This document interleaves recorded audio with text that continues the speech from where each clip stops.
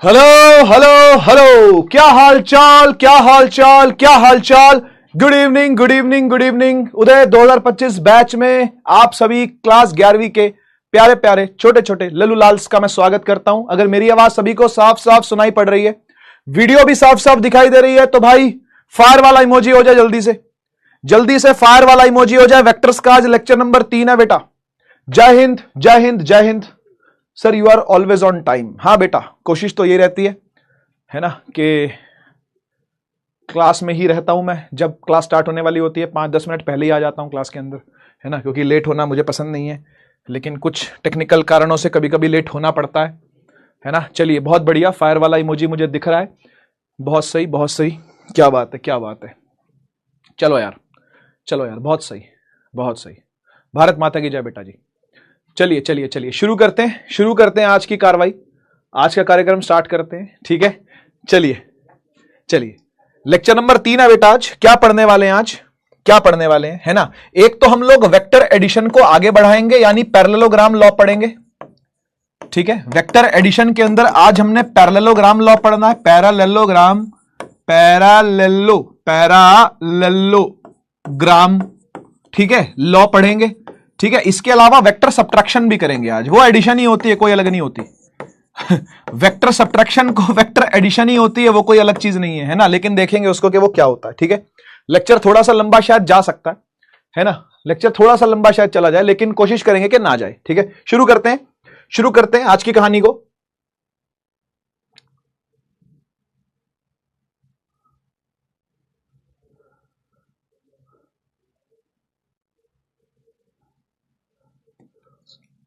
देखो यार, आज हमने एक टॉपिक जो पढ़ना है ना, सबसे पहला वो है रेंज ऑफ रिजल्टेंट। ठीक है, रिजल्टेंट जो आता है दो वेक्टर्स का, यानी सम होकर के जो दो वेक्टर का आता है ना, उसकी रेंज क्या हो सकती है। जैसे मैं आपको एग्जांपल देता हूं, जरा सुनिएगा। मान लो एक बॉक्स है, ठीक है, एक बॉक्स है, उसके ऊपर राइट साइड पर 5 न्यूटन की फोर्स लगाई, है ना, और राइट ही साइड पर एक और 5 न्यूटन की फोर्स लगाई, तो इसका नेट आंसर क्या आएगा, जल्दी से बता दो एक बार। इसका नेट रिजल्टेंट क्या आएगा, फटाफट से कमेंट सेक्शन में लिखते जाओ। जो मैं पूछ रहा हूं, नेट रिजल्टेंट क्या आएगा इसका, जल्दी बताओ। और दूसरा केस यह है कि एक बार यहां 5 न्यूटन की लगाई, है ना, और इधर भी 5 न्यूटन की लगाई, तो नेट फोर्स क्या आएगी, नेट आंसर क्या आएगा। बहुत बढ़िया, यहां पर 10 न्यूटन आएगा, सही है। यहां क्या आएगा बेटा, यहां क्या आएगा, है ना, रिजल्टेंट यहां पर आया 10 न्यूटन का, यहां पर रिजल्टेंट क्या आएगा, यहां भी 10 न्यूटन आएगा क्या, जी नहीं, यहां 0 आएगा, बढ़िया, यहां 0 आएगा, बढ़िया। ऐसा क्यों कह रहे हो आप, यहां पर आप ऐसा क्यों नहीं कह रहे कि भाई यहां 10 आना चाहिए। देखो यहां भी 5 और 5 मिलकर 10 होना चाहिए। वेक्टर सम ले रहे हैं, वेक्टर को ऐड कर रहे हैं, वेक्टर का सम ले रहे हैं, तो यहां पर आप ऐसा क्यों नहीं कह रहे कि यहां भी 10 लिख दो, ऐसा क्यों नहीं कह रहे।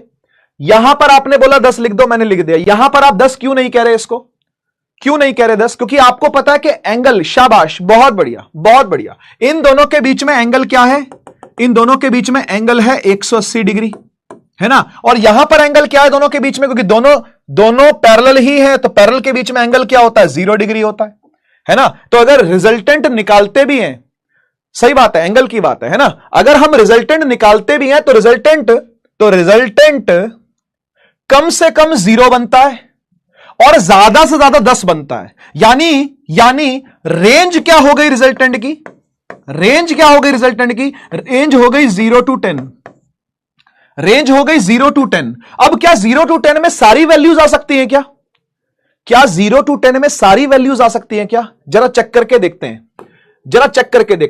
मुझे बताओ, अगर एक 5 न्यूटन इस तरफ होता और दूसरा 5 न्यूटन इस तरफ होता, तो फिर इन दोनों का नेट रिजल्टेंट क्या होता,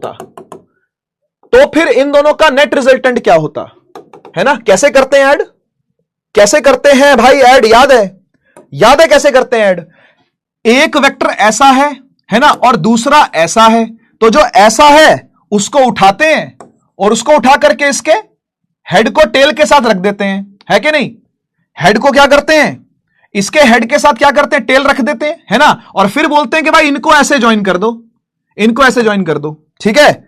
तो ये भी 5 है, ये भी 5 है, तो ये कितना आएगा, ये आएगा 5√2, है कि नहीं। शाबाश, डायगोनल आएगा, बहुत बढ़िया, 5√2। अच्छा 5√2 कितना होता है, अगर 5 को मैं मल्टीप्लाई करूं 1.414 से तो ये कितना आता है निकल करके, जरा बताओगे? जरा बताओगे कितना आता निकल करके? थोड़ा सा मुझे आइडिया देके बताओ कितना आएगा बेटा ये 5 इंटू 1.414, ये कितना बनता है? हाँ आरडीएक्स लगा है बिल्कुल आरडीएक्स की याद दिलाते तुम मुझे, है कितना बनता है 5√2? 1.414 से मल्टीप्लाई करके क्या बनता है वैल्यू? 7.2 बोल रहे हैं बच्चे, चलो ठीक है मान लेते हैं 7.2 बनता है, ठीक है 7.2 बनता है। अच्छा मुझे एक बात बताओ, अगर ये दोनों 5 न्यूटन के बीच में, मतलब मान लो एक और केस लेते हैं, ठीक है, मैंने इस पर राइट साइड पर फोर्स लगाई, ठीक है 5 न्यूटन की, भाई 5 सेम ले रहा हूं, बिल्कुल 2 वेक्टर ले रहा हूं सेम 5 न्यूटन, है ना, और एक और वेक्टर ऐसे लगाया मैंने, ठीक है, वो भी क्या है, वो भी 5 न्यूटन है, दोनों के बीच में एंगल है 60 डिग्री। अब रिजल्टेंट क्या आएगा? जरा बता सकते हो? तो सर उसके लिए तो हम फॉर्मूला लगाएंगे ना, उसके लिए तो हमको फॉर्मूला पता है ना, क्या है आपका दूसरा नाम याद आ रहा है? A square plus B square plus 2ab cos 60। आया याद के नहीं? 5 का स्क्वायर 25, 5 का स्क्वायर 25, है ना, और ये 2 से cos 60 का हाफ, cos 60 की क्या वैल्यू होती है? हाफ होती है, तो 2 से 2 कट गया, है ना भाई, अरे cos 60 की वैल्यू होती है 1/2, 1/2 से ये वाला 2 कट गया, तो 5 5 से फिर क्या आ गया बेटा? 25 आ गया। हाँ की ना आ गया ना भाई? तो क्या मैं कह सकता हूं कि 25 कितना होता है? 75 होता है ना, 75 होता है। 75 रूट 75 कितना होता है भाई? रूट 75 होता है, सही बात है, 5√3, ठीक है ना, 5√3, क्योंकि 5 5 जा 25, 25 3 जा 75, सही है ना, तो 5√3। अच्छा √3 की वैल्यू, अब यहां जो रिजल्टेंट आ रहा है, √3 की वैल्यू होती है 1.732। जरा मल्टीप्लाई करके बताना क्या बन रहा है, जरा मल्टीप्लाई करके बताना, 5 को 1.7 से मल्टीप्लाई करके बताओ थोड़ा सा, क्या बन रहा है बेटा?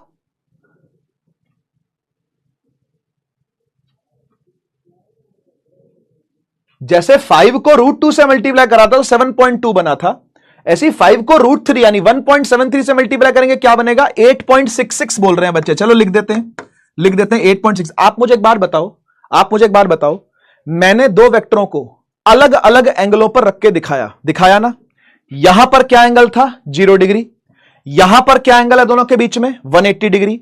0 डिग्री से जो वैल्यू मिली दैट इज मैक्सिमम रिजल्टेंट, जो 180 डिग्री पर मिली दैट इज मिनिमम रिजल्टेंट, है ना, लेकिन जो 90 डिग्री पर मिली वो इस रेंज के बीच में लाई कर रहा है कि नहीं भाई? 7.2 जो है वो 0 से 10 के बीच में लाई करता है या नहीं करता बताओ? और जो 8.66 आया वो भी 0 से 10 के बीच में लाई करता या नहीं करता बताओ? करता है कि नहीं करता बताओ?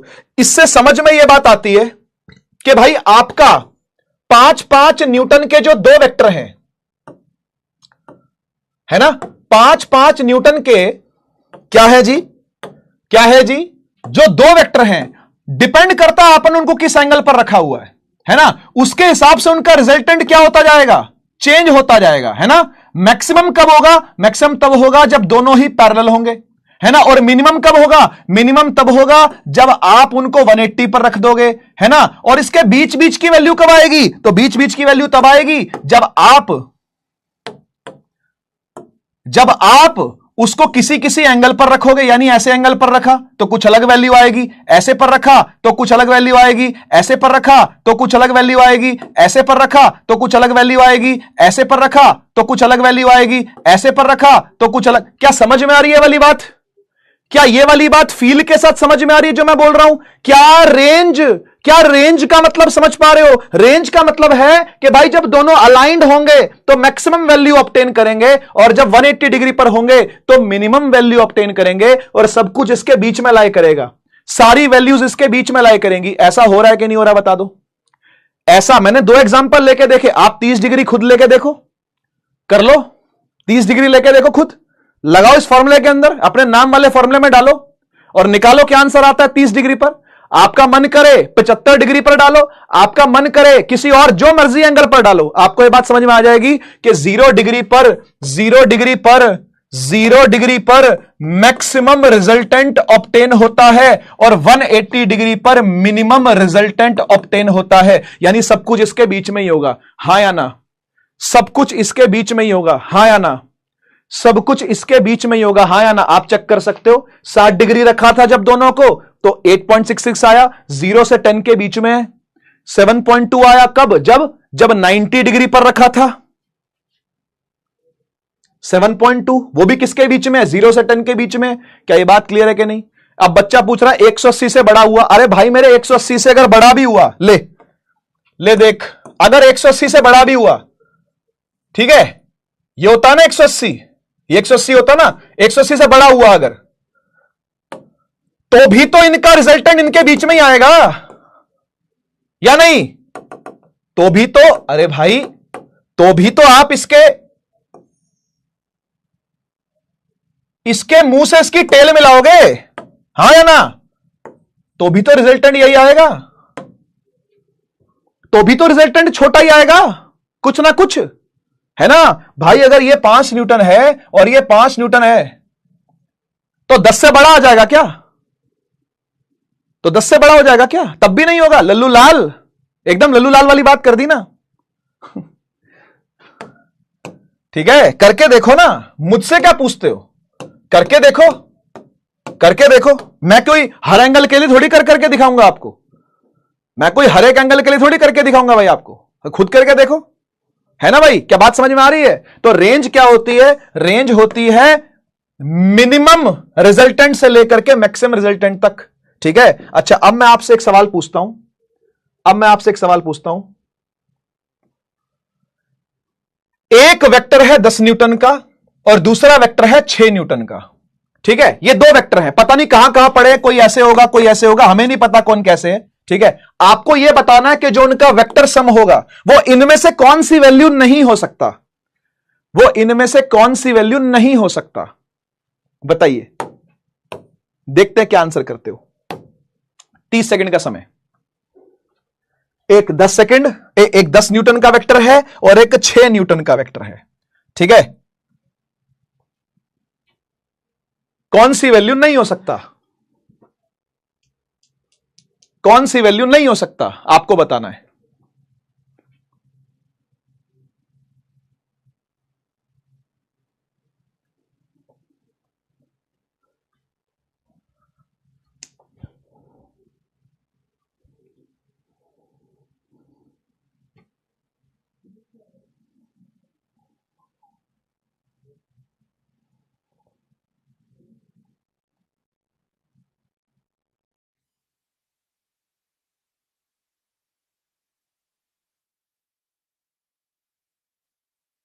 अरे ए और डी तो सेम है, चलो कोई नहीं, कोई नहीं, आंसर तो देखी जाएगी क्या होता है। पहले तो आपको करना आया कि नहीं आया देखते हैं। देखो भाई, एक फोर्स है 10 न्यूटन की, ठीक है, और दूसरी फोर्स है 6 न्यूटन की।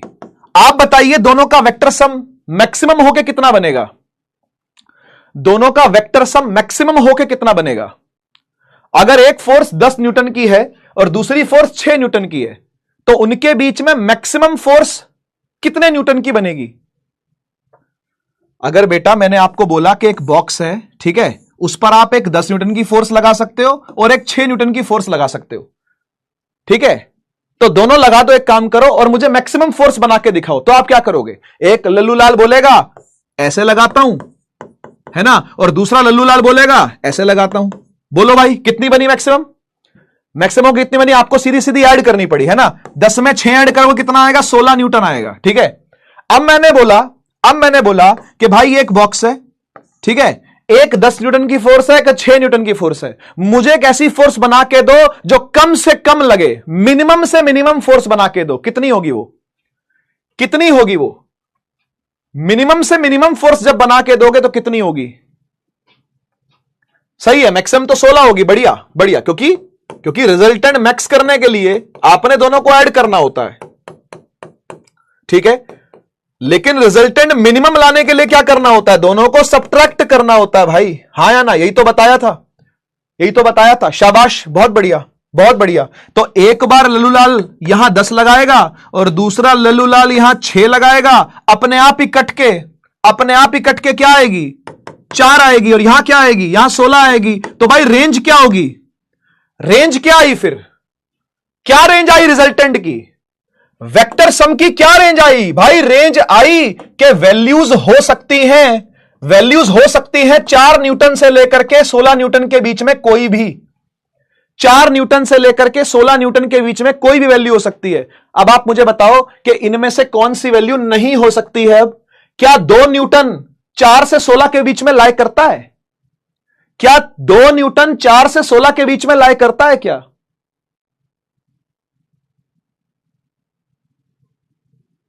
क्या 2 न्यूटन 4 से 16 के बीच में लाई करता है, क्या है, हो गया ना गलत, हो गया ना, सी सी सी लगे हुए थे करने, सी सी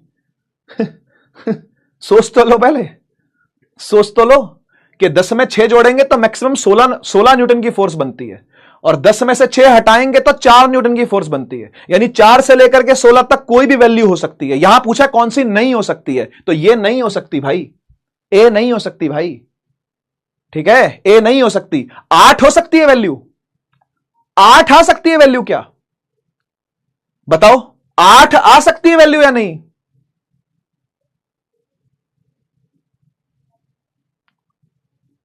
8 आ सकती है वैल्यू,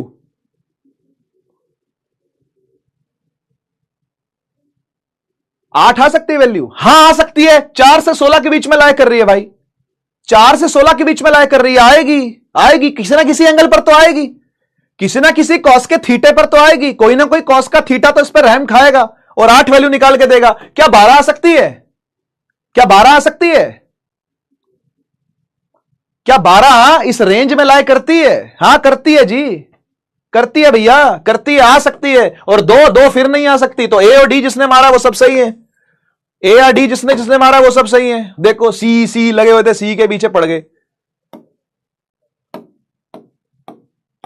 पर कुछ नाम तो मुझे दिख रहे हैं जो जो हमेशा दिखते हैं, क्योंकि वो दिमाग लगा रहे हैं शुरू से, और बाकी सब भेड़ चाल, बाकी सब भेड़ चाल। एक ने सी सी सी लिख दिया, सब सी सी सी लिखना चालू हो गए, और बस वही देख करके और पोल दबा दिया। ये होता है, मुझे पता है ना भाई, ये होता है, एक सी सी सी करता है तो सारे सी बन जाते हैं उसके पीछे पीछे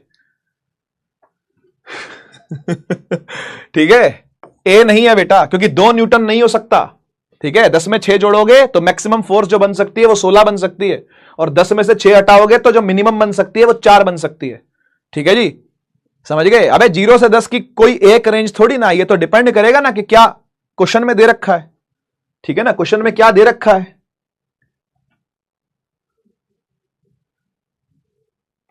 ये ट्राई करो जरा एक बार, देखता हूं इसमें क्या करते हो, आराम से करना, एक्यूरेसी पे ध्यान देना, चैट पे नहीं, एक्यूरेसी पर ध्यान देना, चैट पे नहीं। माही कह रही है रिजल्टेंट 10 से ज्यादा नहीं हो सकता। अरे यार भाई फोर्सेस पे डिपेंड करेगा ना वो, तो वहां तो 5-5 ली थी मैंने तब 10 आया था, यहां 10 और 6 थी। क्या यार तुम रट्टेबाज हो क्या एक नंबर के।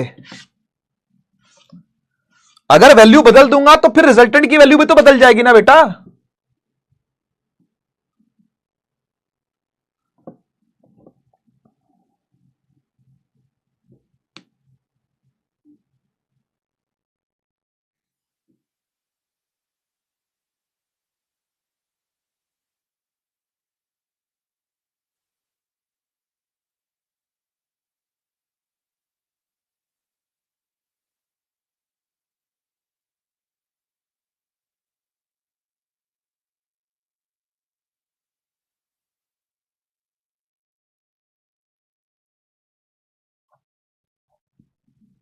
चलिए सवाल को समझिए पहले के सवाल क्या क्या रहा है। सवाल ये कह रहा है बेटा कि आपको ना 4 डिस्प्लेसमेंट दे, 4 पेयर दे रखे हैं आपको डिस्प्लेसमेंट के, ठीक है।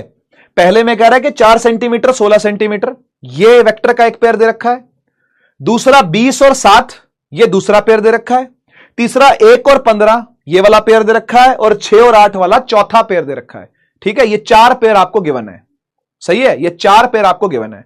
आप ये बताइए कि इनमें से ऐसा कौन सा पेयर है, इनमें से ऐसा कौन सा पेयर है जो कभी 13 आंसर नहीं ला सकता, है ना। Vectors can not be added to give a resultant vector of 13 centimetre.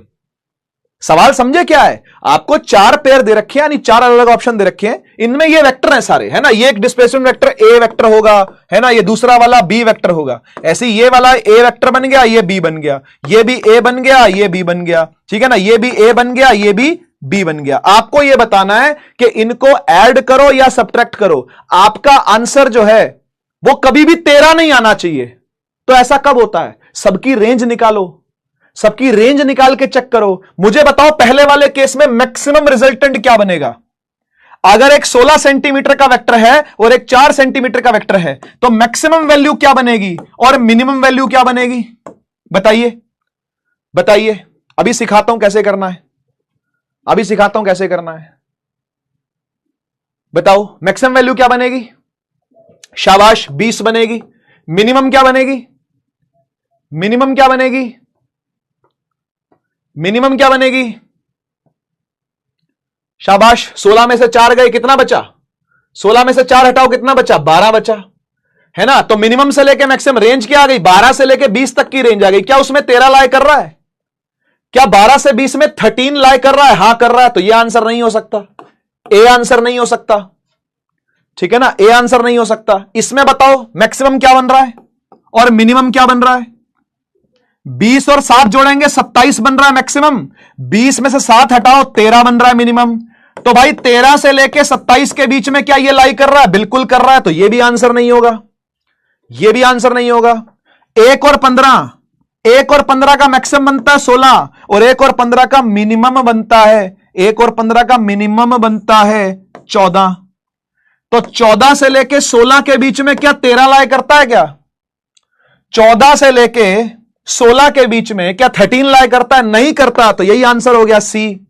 The answer is सी।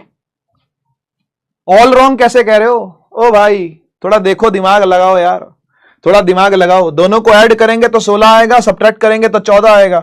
14 से 16 की रेंज है, क्या उसमें 13 लाई कर रहा है? क्या नहीं कर रहा। वही तो बताना था कि कौन सा लाई नहीं कर रहा। अब सवाल इतना तो आसान नहीं आएगा भाई कि एक ही टाइप के आपको सारे सवाल करने को मिल जाएं। इसका आंसर सी है। लास्ट वाला भी देख लो, चलो लास्ट वाला भी देख लो। मैक्सिमम क्या है? 8 और 6 का मैक्सिमम कितना होता है? 14। मिनिमम कितना होता है? 2। तो 2 से लेके 14 के बीच में लाई कर रहा है या नहीं कर रहा? 13 कर रहा है जी, कर रहा है जी, ठीक है। तो इसका आंसर क्या बना? इसका आंसर बना सी। हवा निकल गई है बेटा, इतनी आसान सी चीज समझने में हवा निकल गई तुम्हारी है। कैसे समझोगे? बहुत मुश्किल मुश्किल चीजें आएंगी आगे बेटा। ऐसे कैसे काम चलेगा बेटा? आओ दोबारा से समझो, आओ पूरी बात दोबारा से समझो। देखो क्या है, दोबारा समझा रहा हूं, सुनिए सुनिए। अगर बेटा हम एक ही ऑब्जेक्ट पर, ठीक है, ये मान लो एक पार्टिकल है, इस पर मैंने 2 फोर्सेस लगाई अलाइंड, ठीक है, 2 फोर्सेस अलाइंड लगाई, ठीक है, 5 और 5। चलो इसको ए और बी लेते हैं, ए और बी, ठीक है। और मैं रिजल्टेंट निकालूं इसका, तो अंडर रूट क्या लिखूंगा? क्या लिखूंगा? A square plus B square plus 2ab। Cos का एंगल क्या डालूं? जल्दी बोलो भाई, कॉस का एंगल क्या डालूं?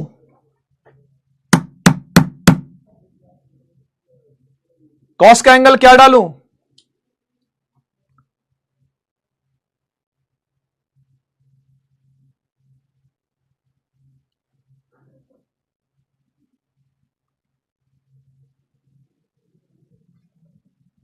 ए और बी दोनों अलाइंड हैं, कॉस का एंगल आएगा 0 degree. A square plus B square plus 2ab, और कॉस 0 क्या होता है बेटा? 1 होता है ना, कॉस 0 इज 1। तो ये a square plus B square plus 2ab क्या होता है? ये होता है ए प्लस बी का होल स्क्वायर, है ना। तो रूट से ये स्क्वायर कट गया, यानी ए प्लस बी आ रहा है। अब समझ में आया? तुमको हर एक चीज क्या बच्चों की तरह फॉर्मूले में करवानी चाहिए क्या? मिनिमम नहीं मैक्सिमम। अब समझ में आया कि मैक्सिमम रिजल्टेंट जो होता है वो कॉस 0 पर होता है। मैक्सिमम रिजल्टेंट जो आएगा वो कॉस 0 डिग्री पर आएगा, ठीक है ना। और ए प्लस बी सीधे सीधे ऐड हो जाते हैं। अब इधर आओ, इधर आओ जरा। ये ए वेक्टर, ये बी वेक्टर, ठीक है। अगर मैं इनका रिजल्टेंट निकालना चाहूं तो क्या डालूं? A square plus B square plus 2ab। Cos के अंदर क्या डालूं भाई? कॉस के अंदर क्या डालें? कॉस के अंदर क्या डालें? अगर किसी बॉडी पर एक वेक्टर ऐसा है दूसरा ऐसा है, कॉस के अंदर क्या डालें? 180 डिग्री, गुड, 180 डिग्री डालें तो भाई मिनिमम रिजल्टेंट आएगा या नहीं आएगा? 180 डिग्री डालने पर आएगा या नहीं आएगा? कॉस 180 क्या होता है बेटा? कॉस 180 इज -1, कॉस 180 इज -1, तो a square plus B square minus 2ab आ जाएगा ये। और आप बताओ ये किसकी आइडेंटिटी है? ये a माइनस बी के होल स्क्वायर की आइडेंटिटी है। तो रूट से स्क्वायर कट गया, बोल भाई a माइनस बी, सीधा सीधा करने पर ये मिनिमम रिजल्टेंट आ रहा है कि नहीं आ रहा? हर चीज के फॉर्मूले बताने पड़ेंगे क्या यार? थोड़ा सा खुद फील भी करा करो यार। इधर देख, अगर ये a है और ये b है, दोनों के बीच का एंगल अगर 90 डिग्री है, यानी थीटा अगर 90 डिग्री है फॉर एग्जांपल, तो r की वैल्यू क्या आएगी? ये सिंपल पाइथागोरस लग जाएगा इसमें, है ना? लेकिन फिर भी देखो कोई बात नहीं, a square plus B square plus 2ab cos 90, और कॉस 90 होता है 0, है ना? कॉस 90 इज 0, तो कॉस 90 अगर 0 है तो ये कंप्लीट 0 बन गया। 2ab कॉस थीटा होता है, ये पूरा 0 बन जाएगा, है ना? तो अंदर क्या आएगा? अंदर बचेगा सिर्फ a square plus B square, और यहां पर r है ना? तो ये h square is equal to p square plus B square ही तो बन गया, है ना भाई? ये पाइथागोरस ही तो बन गई जो अब तक पढ़ते आए हो आप, जो अब तक आप पढ़ते आए हो। सही बात है कि नहीं? हाँ जी, under root a square plus B square ही तो बन जाएगा ये। ठीक है जी, तो ध्यान रखिएगा, मैक्सिमम रिजल्टेंट आएगा a और b को जोड़ के, दोनों वेक्टरों को जोड़ के, मिनिमम आएगा दोनों को माइनस करके, और बाकी सारी वैल्यूज इसके बीच में लाई करेंगी। ठीक है जी, बाकी सारी वैल्यूज इसके बीच में लाई करेंगी। आगे चलते हैं, आगे चलते हैं, एक स्पेशल केस भी आपको पढ़वाते हैं। स्पेशल केस क्या है? स्पेशल केस है if both the vectors have same magnitude। ठीक है, अगर दोनों वेक्टर्स का मैग्नीट्यूड क्या हो? सेम हो, यानी जो a वेक्टर का मैग्नीट्यूड है वही b वेक्टर का भी मैग्नीट्यूड हो, है ना? तो क्या मैं दोनों को सिर्फ a लिख लूं? मुझे बताओ, अगर a और b दोनों इक्वल हैं, ठीक है, अगर a और b दोनों ही इक्वल हैं, तो क्या मैं उनको सिर्फ a लिख सकता हूं क्या? बताइए, अगर a और b दोनों इक्वल हैं तो क्या मैं उनको सिर्फ a लेके काम कर लूं? ठीक है, ठीक है, चलो ठीक है, अगर a और b दोनों इक्वल हैं तो मैं उनको a लेकर के काम कर लेता हूं। ठीक है, आइए देखिए, अब 3 केस बनते हैं, ठीक है ना? 3 केस बनाते हैं, इसी स्पेशल केस में ही 3 केस बनाता हूं।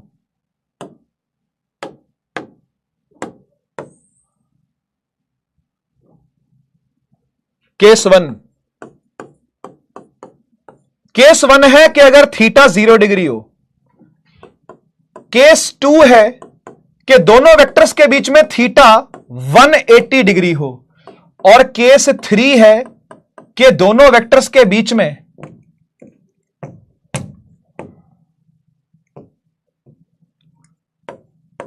थीटा 90 डिग्री हो।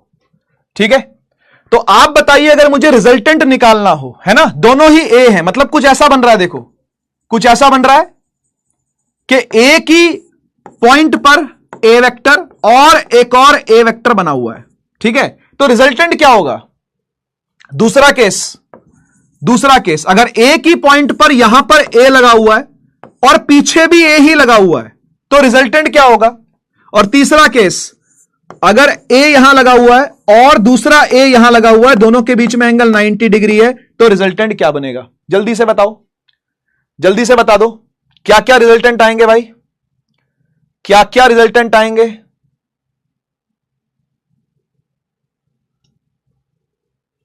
एक काम करते हैं, पहले जनरल फॉर्मूला निकाल लेते हैं, वो आपके ज्यादा काम आएगा। ठीक है, केस बाद में पढ़ते हैं। ठीक है, पहले जनरल फॉर्मूला पढ़ लेते हैं, अभी केस छोड़ो। ठीक है, केस बाद में, पहले जनरल फॉर्मूले पढ़ते हैं।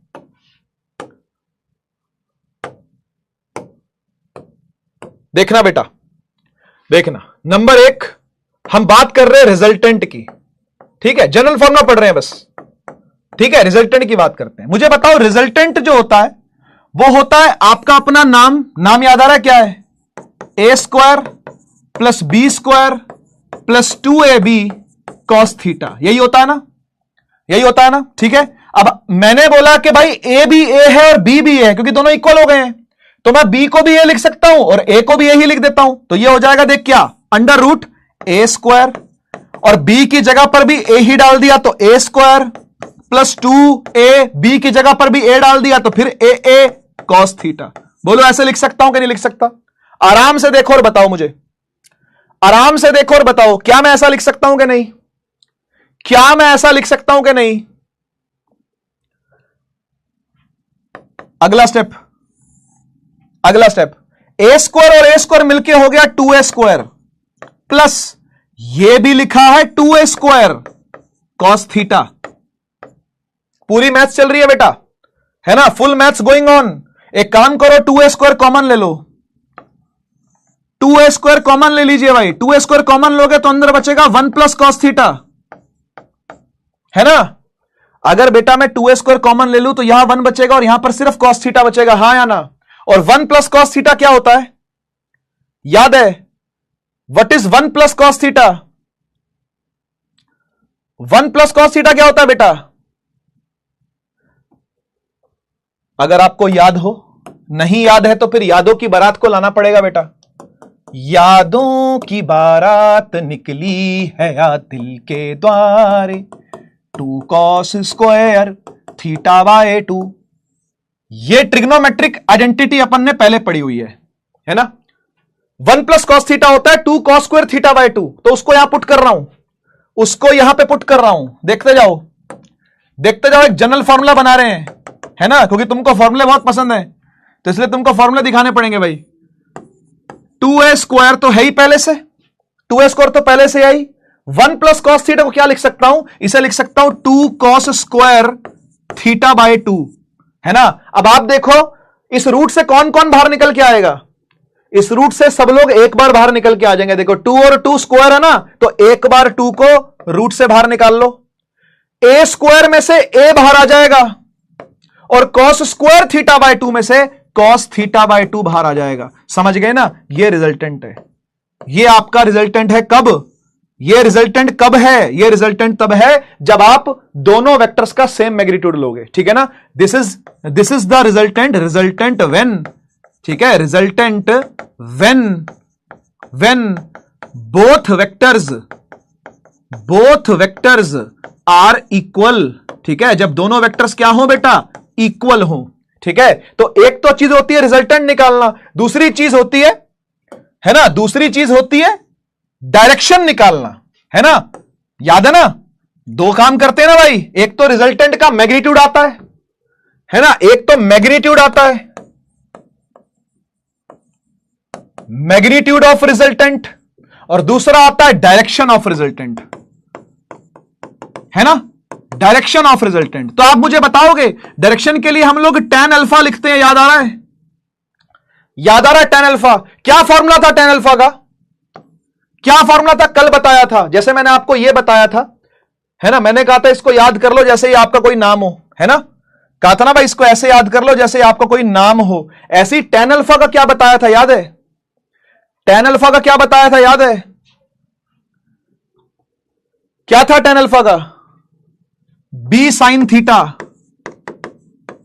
अपॉन में a plus B cos theta.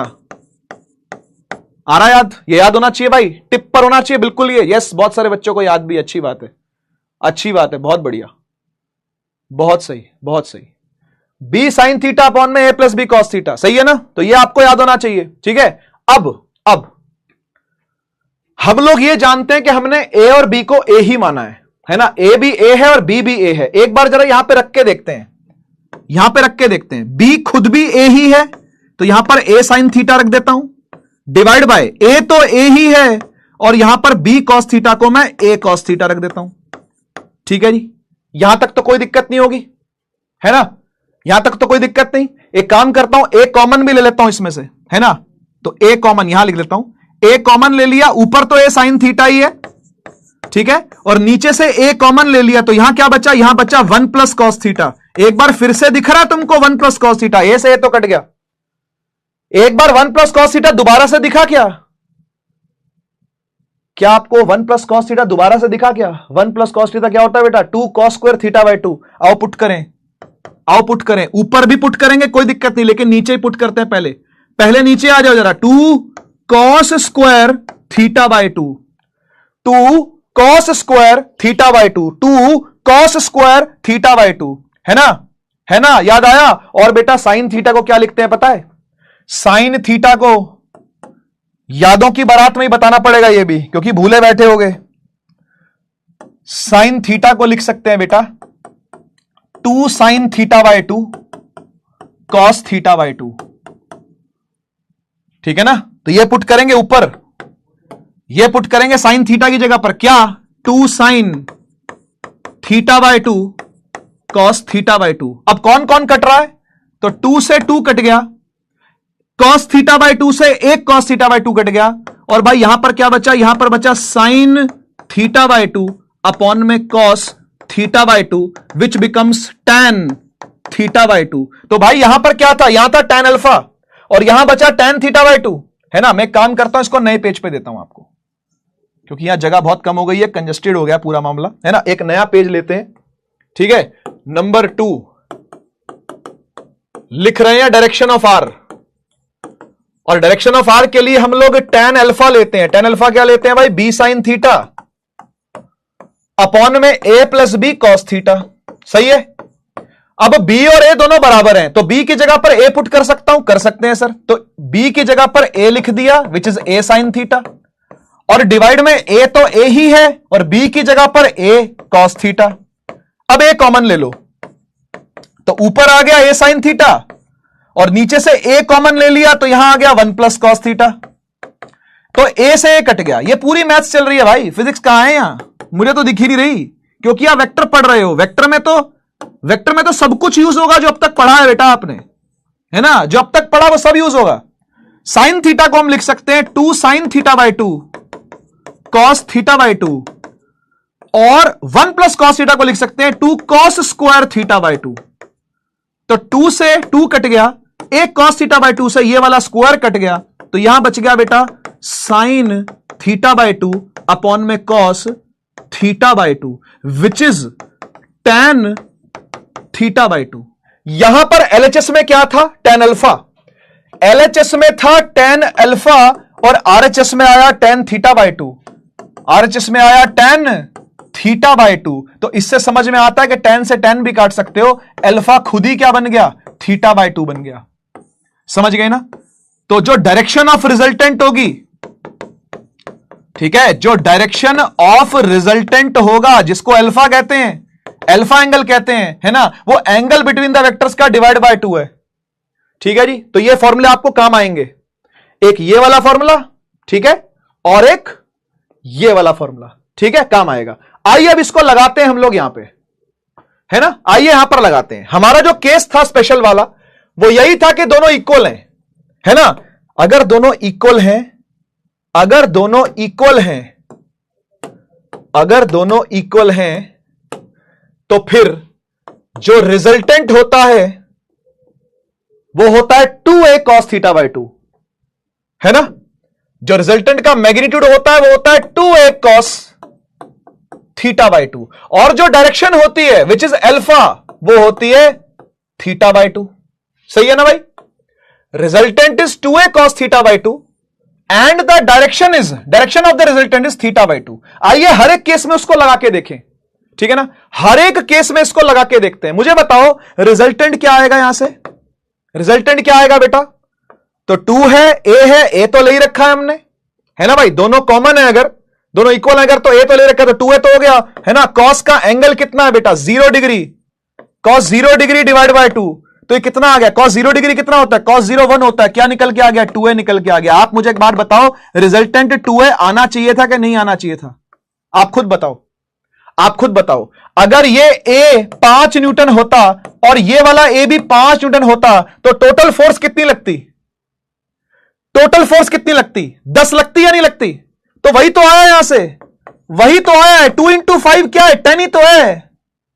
क्या बात समझ रहे हो, क्या बात समझ रहे हो, है ना। तो वही तो निकल के आया। ये शॉर्टकट बताए जा रहे हैं ताकि काम आएंगे आपको। ये जो शॉर्टकट बताए गए हैं ये काम आएंगे बेटा, इसलिए बताए गए हैं, आपका लोड बढ़ाने के लिए नहीं बताए गए, लोड कम करने के लिए बताए गए हैं ये।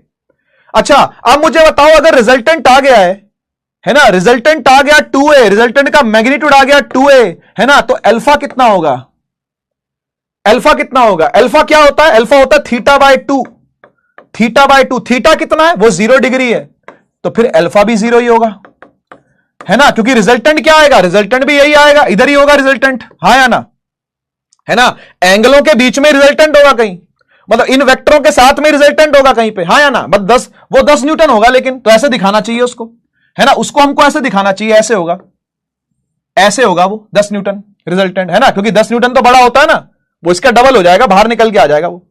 सही बात है कि नहीं, सही बात है कि नहीं, है ना। तो रिजल्टेंट आया 2a, ठीक है, और अल्फा क्या आया, मतलब डायरेक्शन क्या आई, वो तो 0 डिग्री ही आई, है ना, वो तो 0 डिग्री आई, यानी वो तो ऐसी रहेगी, ठीक है। अच्छा इस केस में बताओ, इस केस में बताओ जरा रिजल्टेंट क्या होगा, इस केस में रिजल्टेंट क्या होगा, तो ये है 2a cos theta by 2, theta की जगह 180 रखो, तो 180 बाय 2, काटा क्या आ गया, 90 आ गया। तो मुझे बताओ 2a cos 90 कितना होता है, what is cos 90, cos 90 is 0, तो 2a मल्टीप्लाई अगर 0 के साथ होगा तो क्या आंसर आएगा बेटा, 0 ही आएगा, यानी रिजल्टेंट का मैग्नीट्यूड क्या आया, 0 आया, आना भी चाहिए, आना भी चाहिए, क्योंकि ये वाला a इस a को मार देगा, हाँ या ना बोलो, हाँ या ना बोलो। अगर ये वाला a 5 न्यूटन होता और ये वाला भी 5 ही न्यूटन होता, तो फिर नेट आंसर क्या आता, 0 आता या नहीं आता, तो 0 ही तो आ रहा है, 0 ही तो आ रहा है। अल्फा क्या आएगा, अल्फा क्या आएगा, सर अल्फा होता है थीटा बाय 2, तो थीटा कितना 180, है ना, थीटा कितना है 180 डिग्री, है ना, इसको डिवाइड बाय 2 कर दो, कितना आ रहा है 90 डिग्री आ रहा है भाई, है ना, अल्फा कितना आ गया 90 डिग्री आ गया, 90 डिग्री आ गया, है ना, क्योंकि रिजल्टेंट है ही नहीं, आर्बिट्ररी वैल्यू है, आर्बिट्ररी वैल्यू है बेटा, ठीक है कि नहीं, है ना भाई, आर्बिट्ररी वैल्यू है, ठीक है। अच्छा 90 वाला भी एक केस लेते हैं, 90 वाला केस लेते हैं, रिजल्टेंट क्या है, रिजल्टेंट है 2a cos theta by 2, 2a cos theta by 2, तो 2a cos थीटा कितना है 90 डिवाइड बाय 2, कितना आ गया 45 डिग्री, cos 45 कितना होता है बेटा, cos 45 कितना होता है बेटा, cos 45 होता है 1/√2, हाँ या ना।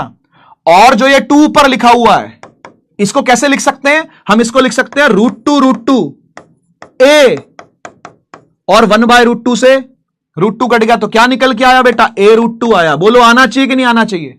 जब भी 90 डिग्री पर होता है तो डायगोनल ही तो होता है, हाँ या ना, हाँ या ना। अगर ये 5 होता और ये भी 5 होता तो हाइपोटेनस क्या 5√2 ना आता, क्या आया तो हुआ है, फिर आया तो हुआ है रिजल्टेंट a/√2, सही बात है कि नहीं। अच्छा अल्फा निकालू तो, अल्फा निकालू तो सर वो होता है थीटा बाय 2, थीटा कितना 90, 90 बाय 2 करूंगा क्या आएगा 45 डिग्री आएगा। बोलो ये 45 होना चाहिए कि नहीं होना चाहिए। ये डायगोनल जो होता है, ये डायगोनल जो होता है ये वाले, इसी को अल्फा बोलते हैं ना भाई, इसी एंगल का नाम अल्फा है ना, तो क्या ये अल्फा 45 डिग्री होना चाहिए कि नहीं होना चाहिए, बताइए बताइए। सवाल करते हैं, एक सवाल करते हैं। सवाल ये है, सवाल ये है, आपको ए वेक्टर दिया हुआ है 10 न्यूटन, आपको बी वेक्टर भी दिया हुआ है 10 न्यूटन, और दोनों के बीच का थीटा दिया हुआ है 60 डिग्री, ठीक है ना। तो फाइंड करो रिजल्टेंट को, है ना, और डायरेक्शन को भी, मतलब आपने रिजल्टेंट का मैग्नीट्यूड भी निकालना है और अल्फा भी निकालना है। करिए फाइंड, करिए फाइंड।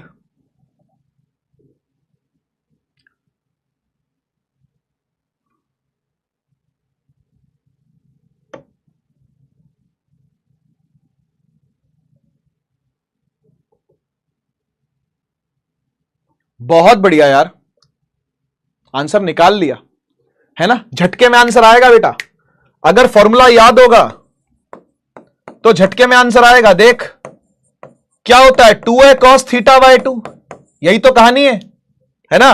रिजल्टेंट क्या है 2a cos थीटा बाय 2, ठीक। और अल्फा कैसे आएगा, अल्फा आएगा थीटा बाय 2। लेकिन ये कब लगेंगे, ये कब लगेंगे, स्पेशल केस कब के हैं, ये स्पेशल केस तब के हैं जब दोनों वेक्टर सेम हो, है ना। बोथ वेक्टर्स आर इक्वल, जब दोनों वेक्टर क्या हो, इक्वल हो मैग्नीट्यूड में, तभी लगेंगे ये फॉर्मूले। हमेशा नहीं लगाने कि तुम हमेशा मुंह उठा के फॉर्मूला लगा दो, ऐसा नहीं चलेगा, ऐसा नहीं चलेगा बेटा, ठीक है ना। आइए सॉल्व करें। 2 इंटू ए कितना है, ए है 10 और कॉस का थीटा, थीटा कितना है 60 डिग्री, तो 60 डिवाइड बाय 2, काटा तो 30 आया, काटा तो 30 आया। 2 इंटू 10 इंटू कॉस 30 कितना होता है बेटा, what is cos 30, cos 30 is √3 by 2, तो 2 से 2 कट गया, क्या आ गया बेटा 10√3 आ गया। 10√3 न्यूटन की फोर्स लग रही है, 10√3 न्यूटन की फोर्स लग रही है, ठीक है। और अल्फा निकालना हो तो, अल्फा निकालना हो तो थीटा बाय 2 कर दो, थीटा कितना है 60, इसको डिवाइड बाय 2 कर दो, कितना आ गया 30 आ गया, 30 डिग्री, 30 डिग्री, समझ गए ना। मतलब कुछ ऐसा हो रहा होगा, देखो कुछ ऐसा हो रहा होगा, यहां देखो, थोड़ा सा विजुअलाइज भी करवा देता हूं आपको, थोड़ी सी विजुअलाइजेशन दे देता हूं। देखो क्या हो रहा होगा, एक 10 न्यूटन की फोर्स ऐसे लग रही होगी, दूसरे 10 न्यूटन की फोर्स ऐसे लग रही होगी, दोनों के बीच का एंगल 60 डिग्री होगा। तो रिजल्टेंट कब और कैसे लगेगा, रिजल्टेंट कब और कैसा लगेगा, रिजल्टेंट लगेगा 10√3 और 30 डिग्री पर। भाई 30 डिग्री कहां होगा, 30 डिग्री कहां होगा, 30 डिग्री होगा यहां, है ना। और ऐसे लग रहा होगा रिजल्टेंट 10 मल्टीप्लाई बाय √3, ये बीच में से जा रहा होगा ऐसे निकल के, है ना। कुछ विजुअलाइजेशन हुई या नहीं हुई, कुछ विजुअलाइजेशन हुई या नहीं हुई, हुई तो फायर इमोजी बना दे जल्दी से, हुई तो फायर इमोजी, हुई तो फायर इमोजी, हुई तो फायर इमोजी। थोड़ा सा अगर विजुअलाइज हो पाया कि भाई एक लल्लू लाल ऐसे खींचेगा, दूसरा ऐसे खींचेगा, तो ये बीच में से निकल के जाएगा, हां या ना, ये बीच में से निकल के जाएगा बॉक्स, हां या ना। वही बात है, वही बात है, वही कहानी है भाई, ठीक है, ठीक है जी, ठीक है जी, बढ़िया बढ़िया। होमवर्क देता हूं, एक क्वेश्चन होमवर्क पकड़ो तुम, है ना, ऐसे सुधरोगे नहीं। 6 न्यूटन 120 डिग्री, रिजल्टेंट बताइए और अल्फा बताइए, ठीक है। होमवर्क पे क्वेश्चन है, आइए आगे बढ़ते हैं।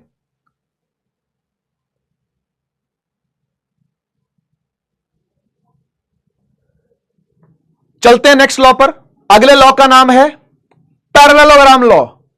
पैरेललोग्राम लॉ ट्रायंगल लॉ से ज्यादा सिंपल है, पैरेललोग्राम लॉ ट्रायंगल लॉ से ज्यादा अच्छा है, पैरेललोग्राम ट्रायंगल लॉ से ज्यादा विजुअलाइज कर सकता है, ट्रायंगल लॉ से ज्यादा इजीली अप्लाई हो सकता है, और पैरेललोग्राम को ही हम ज्यादा यूज करने वाले हैं, ट्रायंगल लॉ को हम यूज करने वाले नहीं हैं। अरे सर फिर क्यों इतना तंग किया आपने, क्योंकि बेटा करवाना तो पड़ता है ना, करवाना तो पड़ता है। ऐसा तो नहीं हो सकता कि मतलब कॉपियों में दिया है, किताबों में दिया और हम ना करवाएं, है ना भाई, करवाना तो पड़ता है। स्कूल में भी करवाना पड़ेगा, स्कूल में भी आप लोगों को ट्रायंगल लॉ देखने को मिलेगा।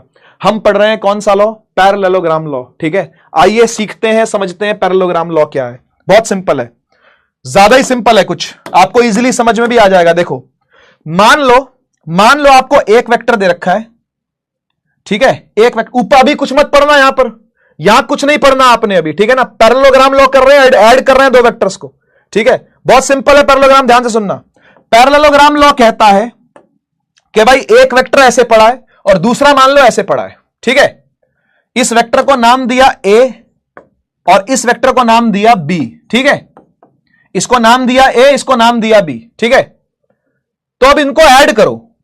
अब ऐड करने के लिए अब तक आप क्या करते आए हो, ऐड करने के लिए अब तक आप क्या करते आए हो, आप इसको पकड़ते हो, इसके हेड पे लगा देते हो, हाँ या ना, और फिर कहते हो कि भाई ट्रायंगल ऐसे कंप्लीट होता है तो ऐसे नहीं करना, इसका उल्टा कर देना है।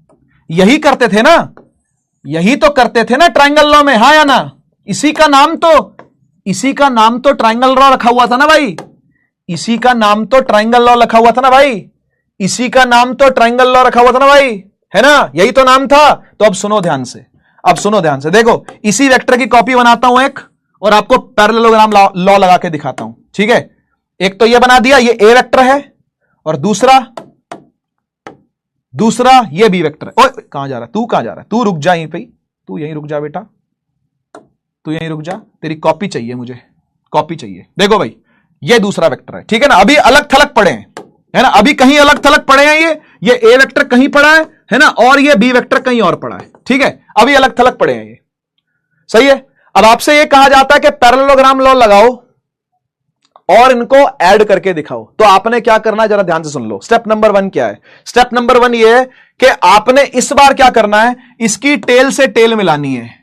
सर उससे तो एंगल निकलता था, हां बिल्कुल बिल्कुल, यही बात है, यही बात है जो आपने सोची, यही बात है जो आपने सोची, एकदम सही सोचा कि आपने इसको टेल से टेल मिलाना है। मिला दिया, टेल से टेल मिला दिया, ठीक है ना, ए वेक्टर की बी वेक्टर से टेल मिला दिया सर, मिला दिया। अब इसका पैरेललोग्राम पूरा कर लो। सर वो कैसे होता है? वो ऐसे होता है, वो ऐसे होता है, देख इसके पैरेलल यहां एक लाइन बना ली, ठीक है, पीली ही बनाता हूं, है ना, जितना ये है ना, उसी के पैरेलल यहां एक लाइन बना ली, और जितना ये है उसी के पैरेलल यहां भी एक लाइन बना ली। बन गई? कहां गया? बन गई। क्या ये पैरेललोग्राम पूरा हो गया नहीं हो गया? बताओ जल्दी बोलो, जल्दी बोलो भाई, क्या ये पैरेललोग्राम कंप्लीट हो गया या नहीं हो गया? क्या ये ए के बराबर पैरेललोग्राम ए बन गया नहीं बन गया? और ये बी के बराबर साइड ये वाली बी बन गई या नहीं बन गई? क्या पैरेललोग्राम पूरा हो गया या नहीं हो गया? जल्दी बोलो। आप लोग पैरेललोग्राम को पहले से जानते हो, आप लोग पैरेललोग्राम को पहले से जानते हो। क्या पैरेललोग्राम पूरा बन गया? हां बन गया। बन गया तो बस उसका जो डायगोनल होता है वही आंसर होता है। बहुत सिंपल, जो डायगोनल होता है वही आंसर होता है। ये रिजल्टेंट है आपका, ये आपका रिजल्टेंट है। बोलो, इसी चीज की तो फील ले रहे हो तब से कि लल्लू लाल ने ऐसे खींचा, उसने ऐसे खींचा तो बीच में से जाएगा। क्या बीच में से जाने की फील पहले भी ले चुके हो कि नहीं? क्या बीच में से निकल के जाने की फील पहले भी ले चुके हो कि नहीं? कि एक लल्लू लाल ने ऐसे खींचा, दूसरे ने ऐसे खींचा, तो वो बीच में से चल के जाएगा। कल मैंने बॉटल के साथ ये एक्सपेरिमेंट आपको दिखाया भी था। कल मैंने आपको बॉटल के साथ एक्सपेरिमेंट दिखाया भी था। मैंने कहा था एक लल्लू लाल ने ऐसे खींचा, दूसरे लल्लू लाल ने ऐसे खींचा, लेकिन जब दोनों ने साथ में खींचा तो क्या हुआ? अरे बोल, जब दोनों ने साथ में खींचा तो क्या हुआ? एक लल्लू लाल ने ऐसे खींचा, इधर चली गई, एक ने ऐसे खींचा, ऊपर चली गई। लेकिन जब दोनों साथ में खींचेंगे तब क्या होगा? सर करके दिखाओ ना, सर करके दिखाओ ना। ले करके दिखाता हूं, ले देख, 3 2 1। ये ऊपर खींच रहा है और ये इधर खींच रहा है। देख फिर से देख, 3 2 1। ये कहां जा रहा है? ये बीच में से जा रहा है। ये दोनों वेक्टर्स के बीच में से जा रहा है, ये दोनों वेक्टर्स के बीच में से जा रहा है। तो देख एक वेक्टर ये, दूसरा ये बीच में से निकल गया, हाँ या ना? और यहां देख, इसको तो हटा ही देता हूं, इसकी कॉपी बनाता हूं ताकि तुझे समझ में आए कि दोनों लॉ एक ही बात कह रहे हैं। ये दोनों लॉ कोई अलग अलग बात नहीं कह रहे हैं। बोल एग्जैक्ट मैच हुआ कि नहीं हुआ? बता दे, जल्दी से बता दे लल्लू लाल। और मैच हो गया तो फिर फायर इमोजी बना दे, मैच हो गया तो फिर जल्दी से फायर इमोजी बना दे। फॉर्मूला वही सेम है, फॉर्मूला में कोई फर्क नहीं है। वो जो पहले डिराइव कर चुके हो उसी को यूज करेंगे। A square plus B square plus 2ab cos theta. और थीटा कौन है? इस बार तो टेल से टेल मिल गई है भाई, यही हमारा थीटा है। टेल से टेल मिल गई है भाई, यही हमारा थीटा है। खैर ये वाला कलर यूज नहीं करता, कलर पीले से दिखाता हूं आपको ताकि आपको अपनापन लगे, थोड़ा वेक्टर्स के साथ अपनापन लगे। तो ये है आपका थीटा। कोई पूछे इस रिजल्टेंट का तो डायरेक्शन बता, तो वो ये होगा अल्फा। आ रहा याद? तो आर तो यही है और अल्फा का भी वही है। tan alpha is equal to B sine theta upon में a plus B cos theta. तो फॉर्मूले तो वही हैं जो पहले सीखे हैं, ठीक है ना? कोई नया फॉर्मूला याद नहीं करना आपको, लेकिन अब से यूज हम यही करेंगे। अब से यूज हम इसी लॉ को करेंगे, पैरेललोग्राम लॉ को, ठीक है? ट्रायंगल लॉ सीख लिया, बहुत अच्छा लगा, है ना? बहुत तारीफ होनी चाहिए पैरेललोग्राम की, है ना? हम लोग बहुत ऊपर तक जाएंगे, उसके लिए आवाज उठाएंगे, है ना? उसको एक दिन हम जरूर मेडल दिलवाएंगे। लेकिन यूज क्या करेंगे? यूज करेंगे पैरेललोग्राम लॉ। समझ में आ गया? ट्रायंगल लॉ को हम बहुत प्यार करते हैं, हृदय से बहुत सहानुभूति है उसके लिए, बहुत सांत्वना है उसके लिए, लेकिन हॉस्पिटल में एडमिट ही रहे तो अच्छा है, बाहर ना आए, बाहर ना आए, क्योंकि हमें ज्यादा अच्छा विजुअलाइज तो यही होता है। बोलो मैं गलत तो नहीं कह रहा, है ना? ज्यादा अच्छा विजुअलाइज तो यही होता है हमें, हां या ना? हां या ना? ज्यादा अच्छा विजुअलाइज तो, ज्यादा अच्छा विजुअलाइज तो अपने को यही होता है, हां या ना? ठीक है ना भाई? ठीक बात है ना भाई? आपको भी ट्रायंगल लॉ से ज्यादा ये विजुअलाइज हुआ या नहीं हुआ, मुझे बताओ, है ना? खुद को लल्लूलाल समझो और लल्लूलाल समझ करके सोचो कि अगर हमने एक फोर्स ऐसे लगाई और दूसरी ऐसे लगाई तो जो प्रभाव पड़ेगा वो तो बीच में से ही पड़ेगा ना यार। आओ पढ़ लेते हैं। If two vectors are represented in magnitude and direction by the two adjacent sides of a parallelogram drawn from a point, then the diagonal is the answer. Diagonal जो होगा वही रिप्रेजेंट करेगा रिजल्टेंट को। क्या समझ में आया? क्या समझ में आया? क्या समझ में आया? तो यही यूज होगा बेटा, आज नहीं कल भी, परसों भी, और अगले महीने भी, उसके अगले महीने भी, और उसके अगले महीने भी, और अगले साल भी, और जिंदगी भर भी इसी को यूज करेंगे। इसको हम हॉस्पिटल में ही रहने देंगे, लेकिन ऐसा नहीं कि मार देंगे। मतलब देखो, वेंटिलेटर पर रखेंगे, ठीक है, लेकिन जिंदा रहेगा, सांस लेता रहेगा, है ना, लेकिन इसको कभी उठने नहीं देंगे, क्योंकि हमको इसकी जरूरत नहीं है। ठीक है ना? इमोशनलेस पीपल, हमें इसकी जरूरत नहीं। हमें जरूरत किसकी है? हमें इसकी जरूरत है, तो इसको हम हमेशा साथ रखेंगे। ठीक है जी, इसकी जिंदाबाद करेंगे, है ना, इसकी भी जय जयकार होगी, लेकिन साइलेंटली। जब इससे मिलेंगे तब बोल देंगे, और भाई क्या हाल है, सब बढ़िया, अच्छा हाल चाल बढ़िया, चलो बहुत बढ़िया, पड़े रहो, लेटे रहो, उठने की जरूरत नहीं है, लेटे रहो। समझ गए ना? मारेंगे नहीं तुझे, मारेंगे नहीं, इसे पड़े रहने देंगे, है ना? यूज किसे करेंगे? इसे करेंगे। हाँ ठीक है, कोमा में है। ठीक है, क्लियर है?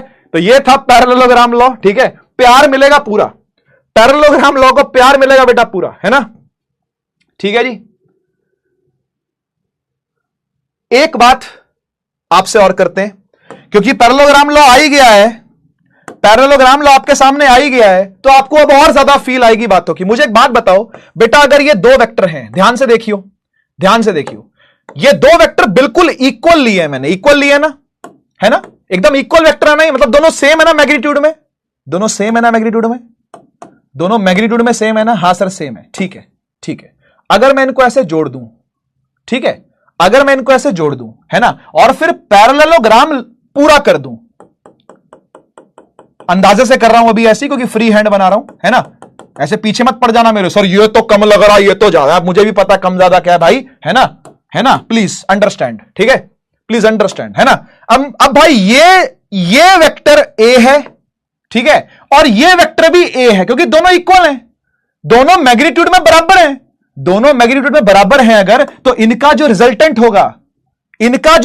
होगा, क्या वो इस थीटा को, ओ भाई, क्या वो इस थीटा को बराबर दो भागों में बांटेगा या नहीं बांटेगा? मतलब क्या वो रिजल्टेंट एंगल बाइसेक्टर का काम करेगा या नहीं करेगा? मुझे बता दो, ये जो मैंने रिजल्टेंट बनाया वो एंगल बाइसेक्टर का काम करेगा या नहीं करेगा? जल्दी बोल, क्या वो इस थीटा को, ओ मेरे बच्चे, ओ मेरे लल्लू, ओ मेरे लाल, बता दे, क्या वो इस थीटा को दो बराबर में डिवाइड करेगा या नहीं करेगा? हाँ या ना? करेगा ना? बिल्कुल समझ में आ गई ना बात? फील के साथ आ गई ना? फील के साथ बात समझ, फील यही है, और इसको फील नहीं, इसको आरडीएक्स फील बोलेंगे हम, है ना, क्योंकि ये बहुत कुछ और भी फील करवाएगा आपको आगे जाके। आज जो मैं आपको दिखा रहा हूं, और आपको मेहनत लग रही है, आपको कष्ट हो रहा है समझने में, आपको दिक्कत आ रही है समझने में, लेकिन आप अगर इसको फील आज कर जाते हो ना, ये आगे आने वाले टाइम में आपके लिए रामबाण का काम करेगा। रामबाण समझते हो ना? हर दवाई का इलाज ऐसा काम करके दिखाएगा आपको ये, है ना? आप आगे फील करोगे इस बात को कि भाई जो आज आप फील करवा रहे हो, वो कितनी काम आएगी आगे। आरडीएक्स फील क्या है? आरडीएक्स फील ये है कि बीच में से निकलेगा अगर, है ना, बीचों बीच निकलेगा और दोनों इक्वल होंगे अगर, है ना, तो फिर ये एंगल बाइसेक्टर का काम करेगा, ये एंगल बाइसेक्टर का काम करेगा। सही बात है सर, इस फील को थोड़ा और कंटिन्यू करो। आओ करता हूं। मुझे एक बात बताओ, अगर मैं इनमें से किसी भी एक वेक्टर को बड़ा खींच दूं, अगर मैं इन दोनों बेटों में से, इन दोनों बच्चों में से, इन दोनों बच्चों में से एक बच्चे को ज्यादा बड़ा खींच दूं, तो बेटा मां बाप भी ना उस बच्चे की तरफ ज्यादा झुकाव रखते हैं। क्या मैं गलत तो नहीं कह रहा? अगर दो बच्चे हैं, उनमें से एक घर वालों का कहना मानता है, बढ़िया से पढ़ाई करता है, सुबह टाइम से उठ जाता है, घर के सारे काम भी कर देता है, जो मम्मी बोले वो मान जाता है, जो पापा बोले वो मान जाता है ना, क्या उस बच्चे की तरफ घर वालों का ज्यादा झुकाव होगा या नहीं होगा? एकदम सेल्फलेस होके बताना, होगा या नहीं होगा? होगा या नहीं होगा? जल्दी से बताओ। होगा ना? होगा ना? और जो बच्चा कहना नहीं मानता, जो बच्चा पढ़ाई नहीं करता, जो बच्चा उल्टे सीधे जवाब देता है, जो बच्चा उनकी सुनता नहीं है, जो बच्चा बाहर हांडता रहता है दोस्तों के साथ, आओ इस बात को फील कराएं। अगर दो में से एक वेक्टर ज्यादा बड़ा हो जाए, पीला पीला, दो में से एक वेक्टर क्या हो जाए भाई? ज्यादा बड़ा हो जाए, ठीक है ना, और दूसरा वेक्टर उसके मुकाबले क्या रह जाए? छोटा रह जाए। ठीक है जी, दूसरा वेक्टर क्या रह जाए उसके मुकाबले? अरे बोलो, छोटा रह जाए।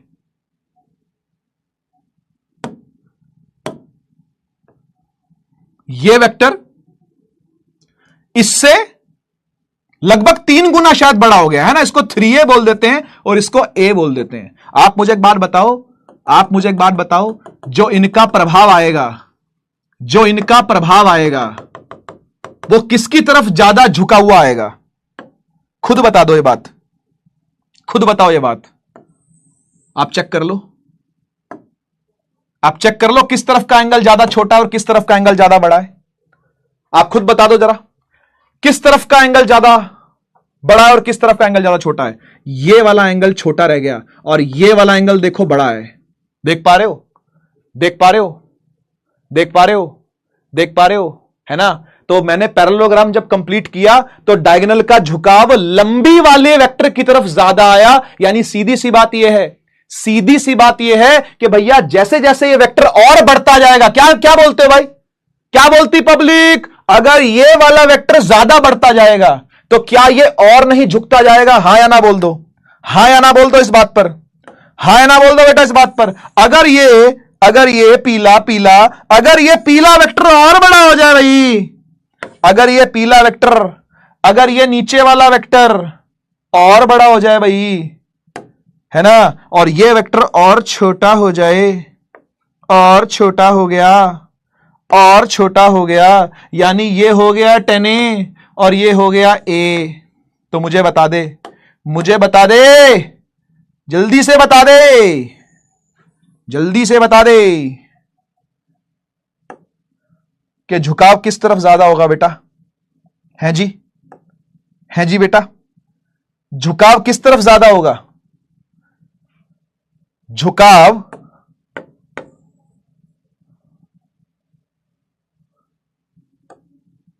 रुक जाओ, पूरी फील कराएंगे, ऐसे कैसे? रुक जाओ,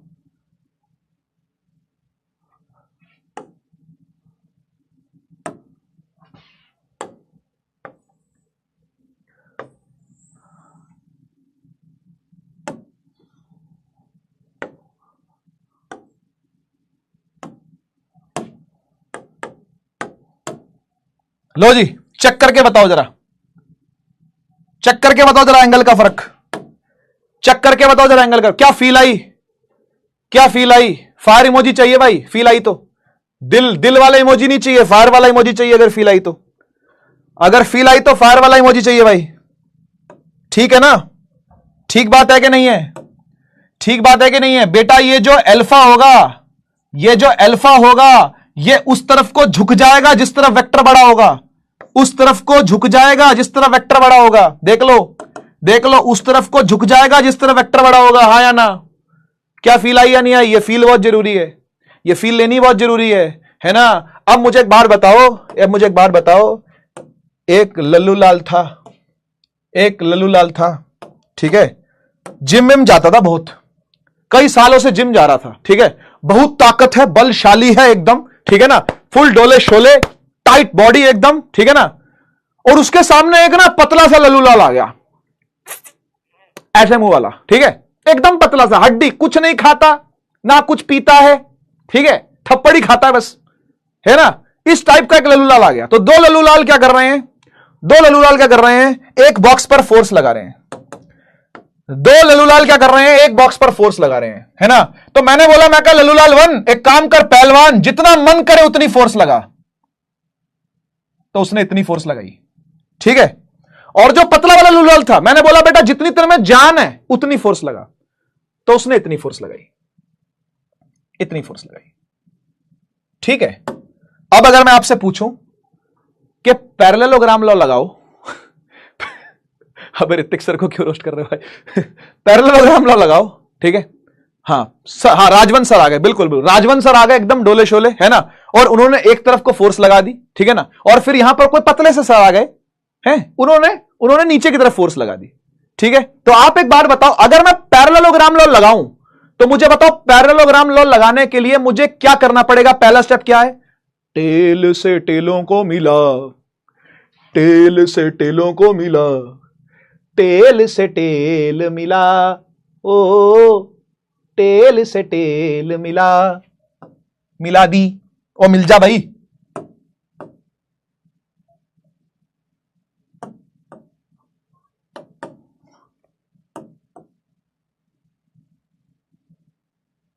अरे इतना क्यों जिद्दी है ये, बहुत जिद्दी है ना। टेल से टेल मिल गई, ठीक है, टेल से टेल मिल गई, है ना। अब ये है पतला लल्लूलाल और ये है तगड़ा लल्लूलाल।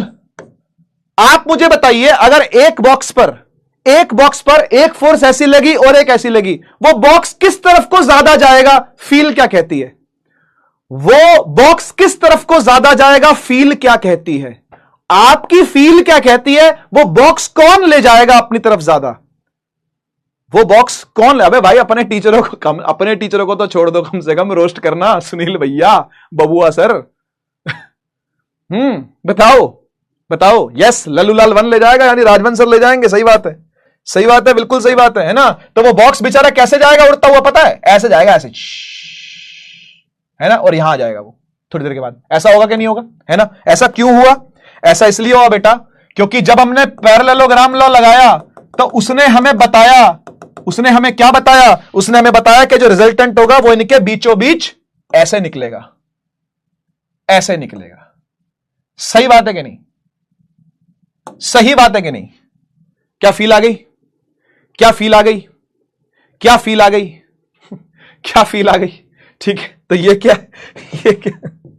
अब अपने टीचरों को तो छोड़ दो कम से कम ठीक है। तो रिजल्टेंट जो होगा, ठीक है ना, रिजल्टेंट जो होगा वो किस तरफ जाएगा, लल्लूलाल 1 की तरफ जाएगा। और 2 उतना नहीं खींच पाएगा उसको, है ना। मतलब खींचेगा तो सही, उसका प्रभाव तो पड़ेगा, जो पड़ेगा सो पड़ेगा, ये बात तो सही है ना। अच्छा, इसी के साथ जुड़ा हुआ है, इसी के साथ जुड़ा हुआ है सब्ट्रैक्शन ऑफ वेक्टर्स भी, ठीक है ना। बहुत सी सिंपल है, इसी के साथ जुड़ा हुआ सब्ट्रैक्शन ऑफ वेक्टर्स भी है। आइए सुनिए, देखो मैंने आपसे एक बात कही थी कि जब भी हम रिजल्टेंट को लिखते हैं वेक्टोरियली, है ना, सम करते टाइम तो ऐसे लिखते हैं, a प्लस बी लिखते हैं, है ना। ध्यान से देखो, जरा ध्यान से देखो, जब भी हम सम कर रहे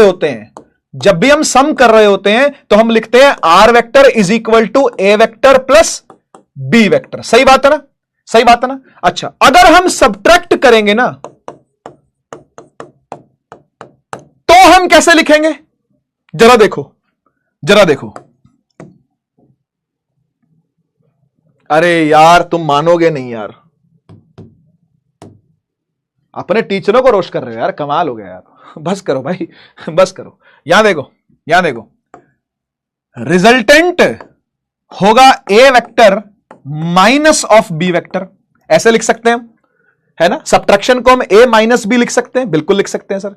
अब एक बात बताओ, क्या इतना अलजेब्रा आप लोगों ने नहीं सीखा हुआ क्या इतना अलजेब्रा आप लोगों ने नहीं सीखा हुआ क्या के हम इसको ऐसे भी लिख सकते हैं, a vector plus minus b vector. अरे हां सर, लिख सकते हैं, हां सर बिल्कुल। जो ये माइनस है उसे प्लस और फिर ब्रैकेट में माइनस, ऐसे करके लिख सकते हैं। तो भाई ये वेक्टर एडिशन ही तो हो गया। और मैं क्या कह रहा था, और मैंने तुमसे शुरू में क्या कहा था कि वेक्टर सब्ट्रैक्शन कुछ नहीं भाई, वेक्टरों को ऐड करना ही होता है, बस एक को माइनस कर देते हैं। माइनस करने का मतलब एक को उल्टा जोड़ देते हैं। तुमको याद है ये बात, तुमको ये बात याद है। यहां देखो, अगर ये वाला वेक्टर वेक्टर ए है तो माइनस ऑफ ए कौन सा होगा? याद है नेगेटिव ऑफ वेक्टर पहली क्लास में करवाया था, जो रिकॉर्डेड दी थी मैंने आपको, वो फर्स्ट क्लास याद है? वो फर्स्ट क्लास याद है कि अगर ये ए वेक्टर है तो माइनस ऑफ ए क्या होगा? याद है? एकदम उल्टा पलट दो, उल्टा पलट दे, उठा के पलट दे, एकदम उठा के। किसको पलट दे भाई? मुझे नहीं पलटना, मुझे नहीं, मुझे पलट पाएगा भी नहीं मुझे बेटा पलट पाएगा भी नहीं। तो ये नहीं है रुक जाओ, ये नहीं है, ये है माइनस ऑफ ए। क्या समझे बेटा? है ना? क्या समझे? ठीक है ना? ठीक है ना भाई? ये है माइनस ऑफ ए। एकदम 180 डिग्री घुमा दो, दैट इज माइनस ऑफ ए। ठीक है जी? समझ गए ना? अगर ए ऐसा है तो एकदम उल्टा करके पलट दो, वो क्या होगा? वो होगा माइनस ए। सही है? तो बस यही तो करना है, यही करना है सब्ट्रैक्शन में, और कुछ नहीं है।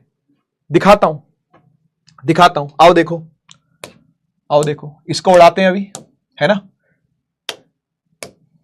इसको कोने में लिख देता हूं ताकि आपको याद रहे, है ना? यादों की बारात, वाई के बी। जैसे ए वेक्टर ऐसा होता है ना? माइनस ऑफ ए वेक्टर एकदम उल्टा होता है। ठीक है जी? यादों की बारात है, साइड में पटक रहे हैं इसको हम। ठीक है? अब आइए समझते हैं कि क्या बात कर रहा हूं मैं यहां पर। ठीक है? चलो देखो, मान लो आपको दिया हुआ है ना? एग्जांपल लेते हैं ऐसे ही। मान लो आपको दिया हुआ है ये ए वेक्टर और ये बी वेक्टर, कुछ भी मार दिया मैंने बोर्ड पे, कहीं भी एक उधर कहीं भी मैंने दो वेक्टर बना दिए। ठीक है? मैं आपसे ये कहता हूं कि बेटा इस वेक्टर का नाम ना ए है और इस वेक्टर का नाम ना बी है। तो एक काम करो प्लीज बेटा, एक काम करो कि आप ना ए प्लस बी करके दिखाओ मुझे, ए वेक्टर प्लस बी वेक्टर करके दिखाओ मुझे। तो सर ये तो अभी कर ही रहे थे हम, पैरेललोग्राम लॉ लगा के। कैसे कर रहे थे? टेल से टेल मिला, ओ टेल से टेल मिला। यही कर रहे थे कि नहीं कर रहे थे भाई? यही कर रहे थे कि नहीं कर रहे थे? हां सर कर रहे थे। फिर क्या करते थे? सर जोड़ देते टेल से टेल। हाँ आगे बताना, फिर क्या करते थे?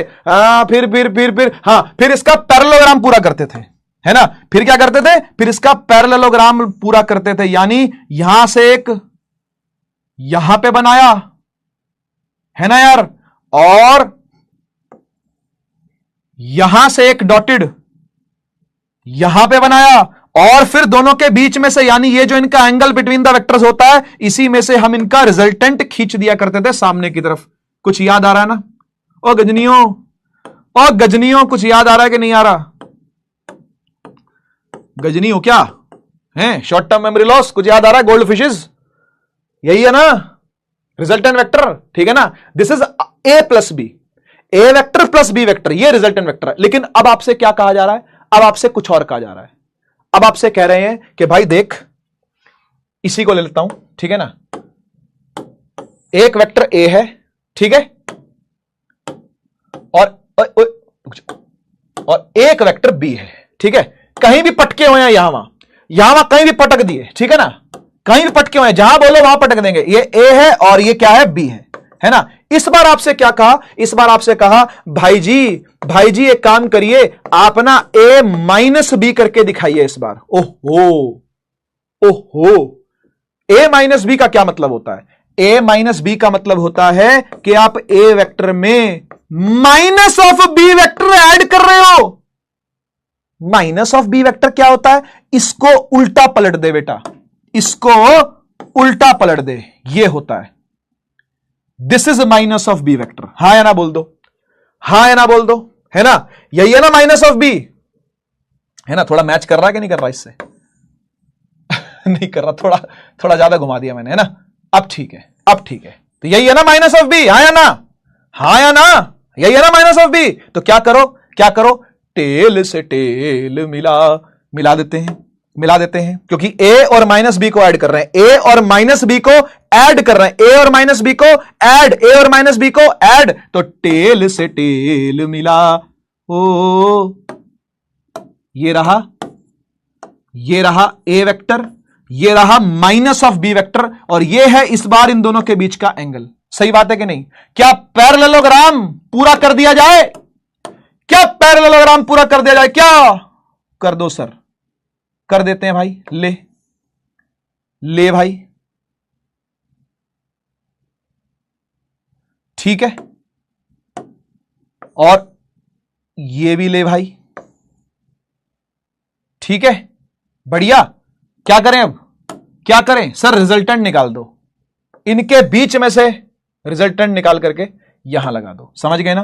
तो अब इसको हम आर ना बोल करके ना आर डैश बोल देते हैं, क्योंकि आर हमने इसको ले रखा है ना, आर हमने दोनों के एडिशन को ले रखा है ना, तो आर डैश वेक्टर हम सब्ट्रैक्शन में ले लेते हैं, तो ये हो जाएगा आर डैश वेक्टर। क्या समझ में आया, क्या समझ में आया, क्या समझ में आया, क्या क्लियर हुआ, क्या क्लियर हुआ कि ए और माइनस बी को कैसे हम लोग ऐड कर रहे हैं, है ना। ए और माइनस बी को ऐड करने का काम ही, ए और माइनस बी को ऐड करने का काम ही रिजल्टेंट निकालना है, इस प्रकार से, ठीक है। बस इसी को सब्ट्रैक्शन ऑफ वेक्टर बोलते हैं बेटा, इससे ज्यादा कोई रॉकेट साइंस वाली कोई भारी भरकम चीज होती नहीं है ये माइनस निकालना, ठीक है ना। ठीक है जी, क्लियर है बात। अच्छा, एक बात और करनी है आपसे कि भाई अब जो ये रिजल्टेंट है ना, ये जो रिजल्टेंट की चर्चा चल रही है ना, रिजल्टेंट आर, ठीक है, इसका मैग्नीट्यूड अगर आपको निकालना हो तो आप समझते हो कि वो जो आपका नाम था ना, वो सब जगह यूज हो जाएगा। भाई हमारा तो नाम चलता है ना भाई, हम तो IAYS है, हमारा तो नाम चलता है। ऐसा नहीं है भाई, ऐसा नहीं है। इस बार आप ये समझ रहे हो कि आपका एक वेक्टर तो A है, लेकिन दूसरा है माइनस ऑफ B, ऐसा ही कुछ है कि नहीं है, ऐसा ही कुछ है कि नहीं है। एक A है और दूसरा माइनस B है ना, और दोनों का रिजल्टेंट R डैश है। तो इसलिए भैया अगर आपको R डैश निकालना है, अगर आपको R डैश निकालना है, ये तो आपका नाम है ना, लेकिन अगर आपको R डैश यानी सब्ट्रैक्शन में निकालना है तो आपको अंडर द रूट क्या करना पड़ेगा, जरा देख लो। ये A स्क्वायर थोड़ा सा ही चेंज है, ज्यादा नहीं है, थोड़ा सा ही चेंज है, ज्यादा नहीं है। देखो माइनस B का स्क्वायर करोगे 2 into A into minus B करोगे और कॉस थीटा, समझ गए, समझ गए कितना सा चेंज आ रहा है। देखो ये तो स्क्वायर है, खुल जाएगा, स्क्वायर खुल जाएगा, माइनस वैसे ही खत्म हो गया, तो यहां तो कोई चेंज नहीं है, यानी A square plus B square तक कोई चेंज नहीं है, लेकिन उसके बाद माइनस 2AB कॉस थीटा आएगा। कृपया करके इसको याद रखिएगा, ठीक है जी, कृपया करके इसको याद रखिएगा, ठीक है। यह सब्ट्रैक्शन के लिए लगता है, ठीक है ना, यह सब्ट्रैक्शन के लिए क्या है जी, यह सब्ट्रैक्शन के लिए मैग्नीट्यूड है, ठीक है। एंगल में कोई डिफरेंस नहीं है, tan अल्फा निकालने में कोई डिफरेंस नहीं है, वो वैसा का वैसा ही रहेगा, ठीक है, ठीक है जी। दोनों फॉर्मूले आपके सामने लिख दिए गए हैं, दोनों फॉर्मूले आपके सामने लिख दिए गए हैं ना। This is for sum and this is for difference यानी सब्ट्रैक्शन, ठीक है। जब सब्ट्रैक्शन दे रखी हो तो माइनस के साथ लगाइएगा कृपया करके, ठीक है जी, माइनस के साथ लगाइएगा कृपया करके, ठीक है, क्लियर है बात, है ना। अच्छा, एक इसका स्पेशल केस भी है, या साइड में बता देता हूं क्योंकि इतना ज्यादा कोई डिटेल जानने की जरूरत नहीं है, ठीक है। क्या स्पेशल केस है, क्या स्पेशल केस है, स्पेशल केस ये है कि अगर A और B का मैग्नीट्यूड सेम हो जाए, यानी आपने इक्वल ले लिया A और B को, मतलब माइनस के साथ ही लिया है, ये माइनस तो डायरेक्शन के लिए आया ना, तो माइनस के साथ ही लिया है, लेकिन A की जो वैल्यू है वही B की है, ठीक है ना, जो वैल्यू A की है वही B की है। जैसे ये देखो कि A को अगर आपने 5 ले लिया है ना, तो B को भी आपने 5 ही लिया है, लेकिन माइनस का 5, कुछ इस तरीके से समझ में आ रही है बात, यानी मैग्नीट्यूड तो सेम है। तो जब मैग्नीट्यूड सेम है जी, जब मैग्नीट्यूड सेम है जी, जब मैग्नीट्यूड सेम है जी, तो हम दोनों को A ही ले सकते हैं, हाँ सर ले सकते हैं। तो इस A को इसमें पुट कर दे बेटा, अब तो ये वाला फॉर्मूला लगेगा ना, सब्ट्रैक्शन के लिए तो ये लगेगा ना, तो इसमें पुट कर दे। आप इसमें जब पुट करोगे है ना, और जब कुछ ट्रिग्नोमेट्रिक आइडेंटिटी लगाओगे, तो आपको जब आंसर मिलेगा, यानी जो R डैश मिलेगा, वो मिलेगा 2A sine theta by 2। Sir वहां तो कॉस थीटा बाय 2 था, बिल्कुल सही बात है, एकदम सही पहचाना आपने, वहां पर तो कॉस थीटा बाय 2 था, तो सब्ट्रैक्शन के लिए साइन थीटा बाय 2 है, ठीक है जी। अब हर एक डेरिवेशन करवाने की आपको जरूरत नहीं है, ऐसे ऐसे फॉर्मूले आप नीट लेवल पर लगा सकते हो, जेई लेवल पर लगा सकते हो, एमसीक्यूज के अंदर लगा सकते हो, ठीक है। स्कूल में एमसीक्यू आएगा, लगा देना, इसको कोई दिक्कत नहीं है, ठीक है।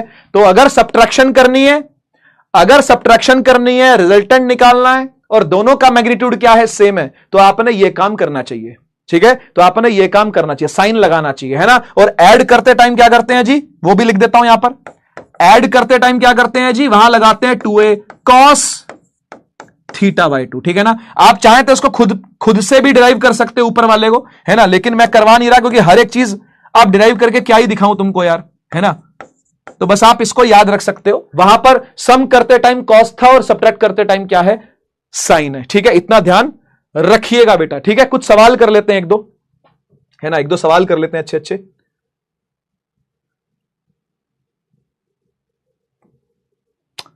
ट्राई करो, कोई जल्दीबाजी मत करना भाई, ठीक है। पोल लगा दिया मैंने, लेकिन आप जल्दीबाजी मत करना, कोई आराम से करो, गलत आंसर नहीं होना चाहिए।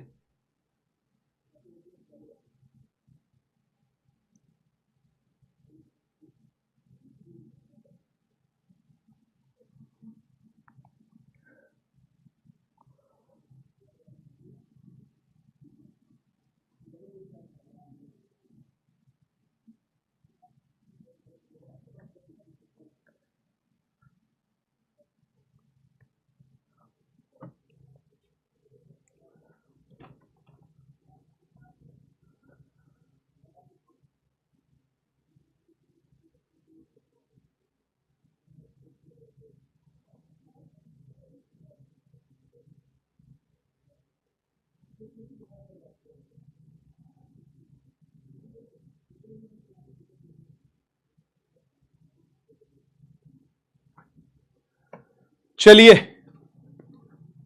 समय हुआ समाप्त। बिल्कुल वही स्पेशल केस है जो भी करवाया था बेटा, है ना, वही स्पेशल केस पर ही दिया हुआ है। कह रहा है दो वेक्टर है ए और बी, दोनों का मैग्नीट्यूड बराबर है, कितना है 5, और एंगल उन दोनों के बीच में कितना है 120 डिग्री। तो फाइंड करना है आपने आर डैश को, यानी ए माइनस बी करना है। तो डायरेक्ट फॉर्मूला मैंने आपको सिखाया हुआ है, 2a sin theta by 2, 2a sin theta by 2 लगाओ यार, 2 इंटू ए कितना है 5, साइन का थीटा कितना 120 डिग्री डिवाइड बाय 2 तो 60 हो गया बेटा ये, है ना। तो 2 इंटू 5 इंटू साइन 60, और what is sine 60, sine 60 is √3/2, तो 2 से 2 कट गया बेटा, क्या आ गया 5 √3 आ गया, 5 √3 इज द आंसर। इसको अगर आप स्कूल लेवल पर करोगे, अगर आप इसको स्कूल लेवल पर करोगे और सब्जेक्टिव में आ गया ये सवाल, तो फिर आपने ये करना है, देखो फिर आपने ये करना है, स्कूल लेवल पर बता रहा हूं कि क्या करना है, देख लो देख लो। आप लगाओगे a² plus b² minus 2ab cos theta. याद आ रहा है, याद आ रहा है कि नहीं, है ना, यही था ना बेटा, यही था ना, a² plus b² minus 2ab cos theta, क्योंकि आप सब्ट्रैक्ट करने जा रहे हो, ठीक है। अब दोनों बराबर ही हैं, दोनों बराबर ही हैं, तो 5² प्लस 5² माइनस 2 5 कॉस 120 डिग्री, ठीक है ना। कॉस 120 डिग्री कितना होता है, कॉस 120 डिग्री होता है माइनस ऑफ हाफ, ठीक है ना, माइनस ऑफ हाफ, ठीक है। तो 5 का स्क्वायर प्लस 5 का स्क्वायर, ठीक है जी, माइनस ऑफ 2 इंटू 5 का स्क्वायर, है ना, और माइनस ऑफ हाफ, 2 से 2 कट गया, minus in minus minus plus हो गया, मल्टीप्लाई करके तो हो जाएगा 5² plus 5² plus 5² under the root, तो अल्टीमेटली निकल करके ये यही आएगा 5√3, ठीक है जी। तो आंसर तो वही आना है, आंसर तो वही आना है, ठीक है जी। आइए देखें किसने क्या किया है। चलिए, बहुत अच्छी बात है, बहुत अच्छी बात है, काफी सारे बच्चों ने आंसर सही कर रखा है। विजीत, अभय, गणपति, हर्षित, अदिति, शिवांश, अंकित, अनुष्का, आयुष, रत्नेश, ठीक है, ठीक है। कुछ काफी बच्चों ने 5√2 भी कर रखा था, है ना, आंसर सही नहीं है बेटा, ठीक है।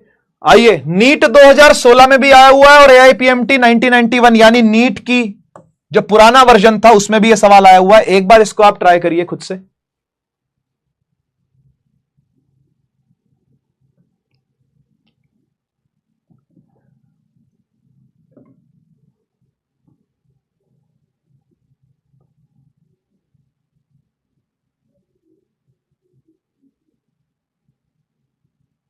कुछ नहीं है, मैथ्स लगानी है इसके अंदर आपको।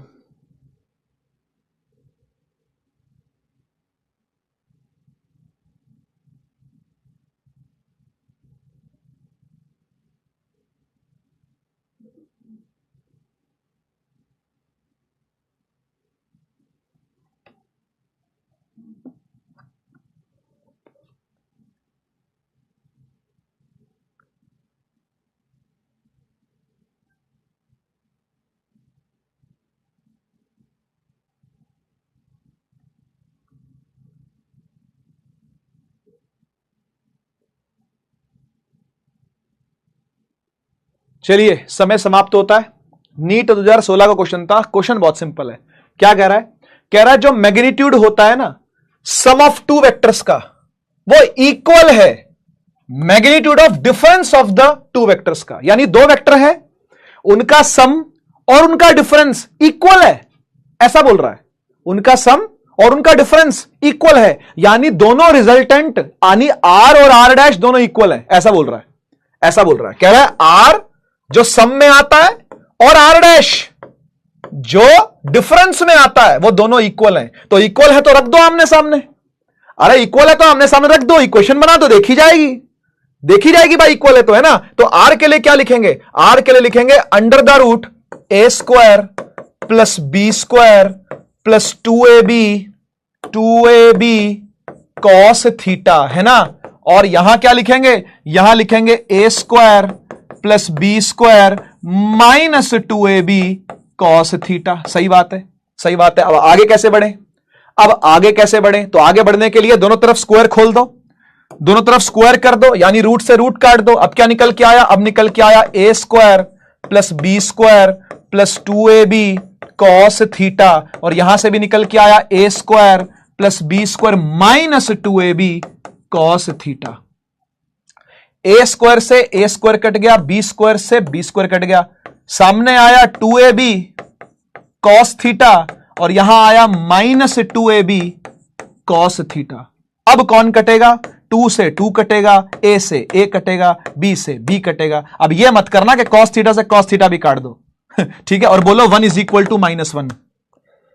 अगर तुमने यह काम करा तो तुम्हारी मैथ्स जो है वो नेक्स्ट लेवल पर धन्य कहलाएगी, नेक्स्ट लेवल पर धन्य कहलाएगी अगर तुमने ऐसा किया तो। ठीक है जी, ठीक है जी। तो हम क्या करेंगे? हम यहां पर लिखेंगे कॉस थीटा और यहां पर लिखेंगे माइनस कॉस थीटा, और उसके बाद इस कॉस थीटा को बोलेंगे बेटा खड़ा हो जा, यहां आ जा, यहां आ जा, चल।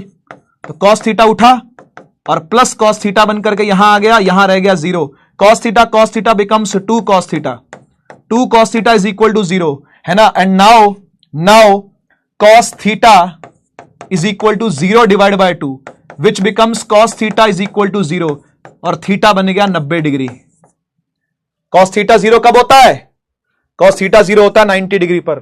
आओ इसको फील करवाऊं, आइए इसको जरा फील करवाएं आपको, है ना। ऐसे फील नहीं आई होगी इस सवाल की, है ना। आओ वेक्टर बना के आपको फील करवाता हूं इस चीज के। देखो क्या हो रहा है, क्या हुआ है, जरा दिखाता हूं आपको। देखो ये एक ए वेक्टर है, ठीक है, और 90 डिग्री पर बी वेक्टर है, यही बोल रहा है ना ये। थीटा कितना है? 90, और टेल से टेल मिला दी, है ना। देखो टेल से टेल मिला रखी है, 90 डिग्री का वेक्टर है, ठीक है। तो जो रिजल्टेंट बनेगा, जो रिजल्टेंट बनेगा वो ऐसे बनेगा, ये रहा रिजल्टेंट, ठीक है। ये आर है, आर बोलेंगे ना इसको, ये आर वेक्टर है, ठीक है ना। अब यार एक बात बताओ, अगर मैं दोनों में से किसी को भी नेगेटिव ले लूं, बी को माइनस बी ले लूं तो उठा के पटकना पड़ेगा, ए को माइनस ए ले लूं तो उठा के पटकना पड़ेगा। तो जिसको मर्जी कर लो, दोनों में से एक को करना, लेकिन ये नहीं कि दोनों को पटक दो उठा के, ठीक है ना। दोनों में से एक को उठा के पटक दो। तो बी को माइनस बी बना दें, चलेगा, या ए को माइनस ए बना दें, क्या चलेगा? चलो मैं अपनी मर्जी से कर लेता हूं, तुम तो कुछ बोल नहीं पाओगे, चैट तो बंद है। तो मैं बी को पलट के माइनस बी बना लेता हूं, ठीक है। बी को पलटा, माइनस बी बना लिया।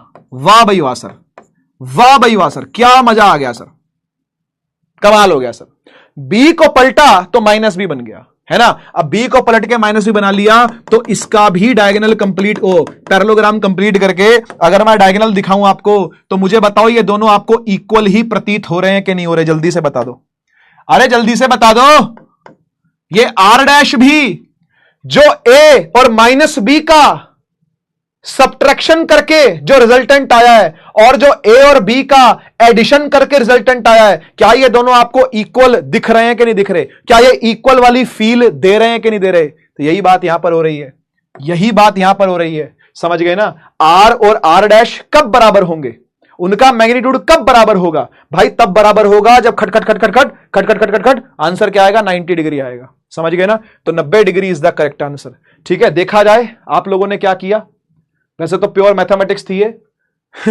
वाह वाह, डेमोक्रेसी विंस, है ना। कितनी डेमोक्रेसी है देखो हमारे समाज में, हर किसी को हक है कुछ भी मारने का, कोई ए मार लो, कोई बी मार लो, कोई सी मार लो, कोई डी मार लो, क्या फर्क पड़ रहा है उससे, है ना, उससे क्या फर्क पड़ रहा है।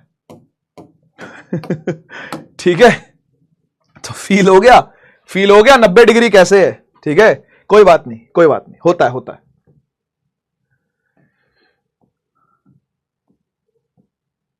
चलिए आज के लिए इतने रखते हैं। ठीक है, आज के लिए इतने रखते हैं। होमवर्क क्या है, होमवर्क क्या है, होमवर्क यही है कि आप सभी ने जो क्लास में करवाया गया वो प्रैक्टिस करना है। ठीक है, प्रैक्टिस करना है।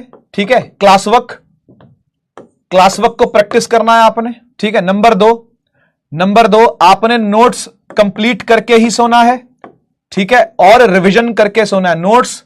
ठीक है, रिवीजन कंप्लीट होना चाहिए आपका। जिनके बैकलॉग हैं भाई बैकलॉग कराएं, बैकलॉग करें, वो लाइव लेक्चर में ना आए। ठीक है, कल हम क्या करने वाले हैं, कल हम एक तो पॉलीगन लॉ करेंगे।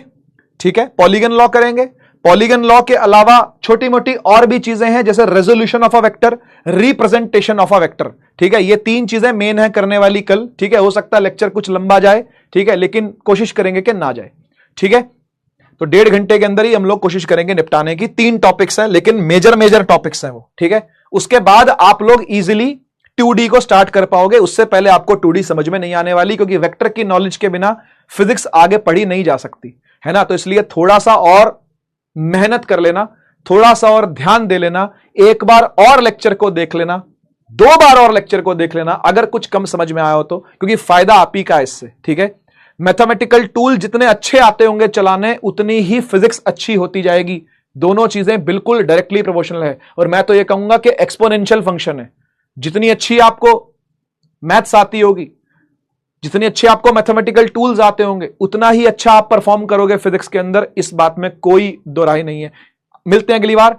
Take care, tata, bye bye. Bharat माता की जय। जय हिंद, वंदे मातरम।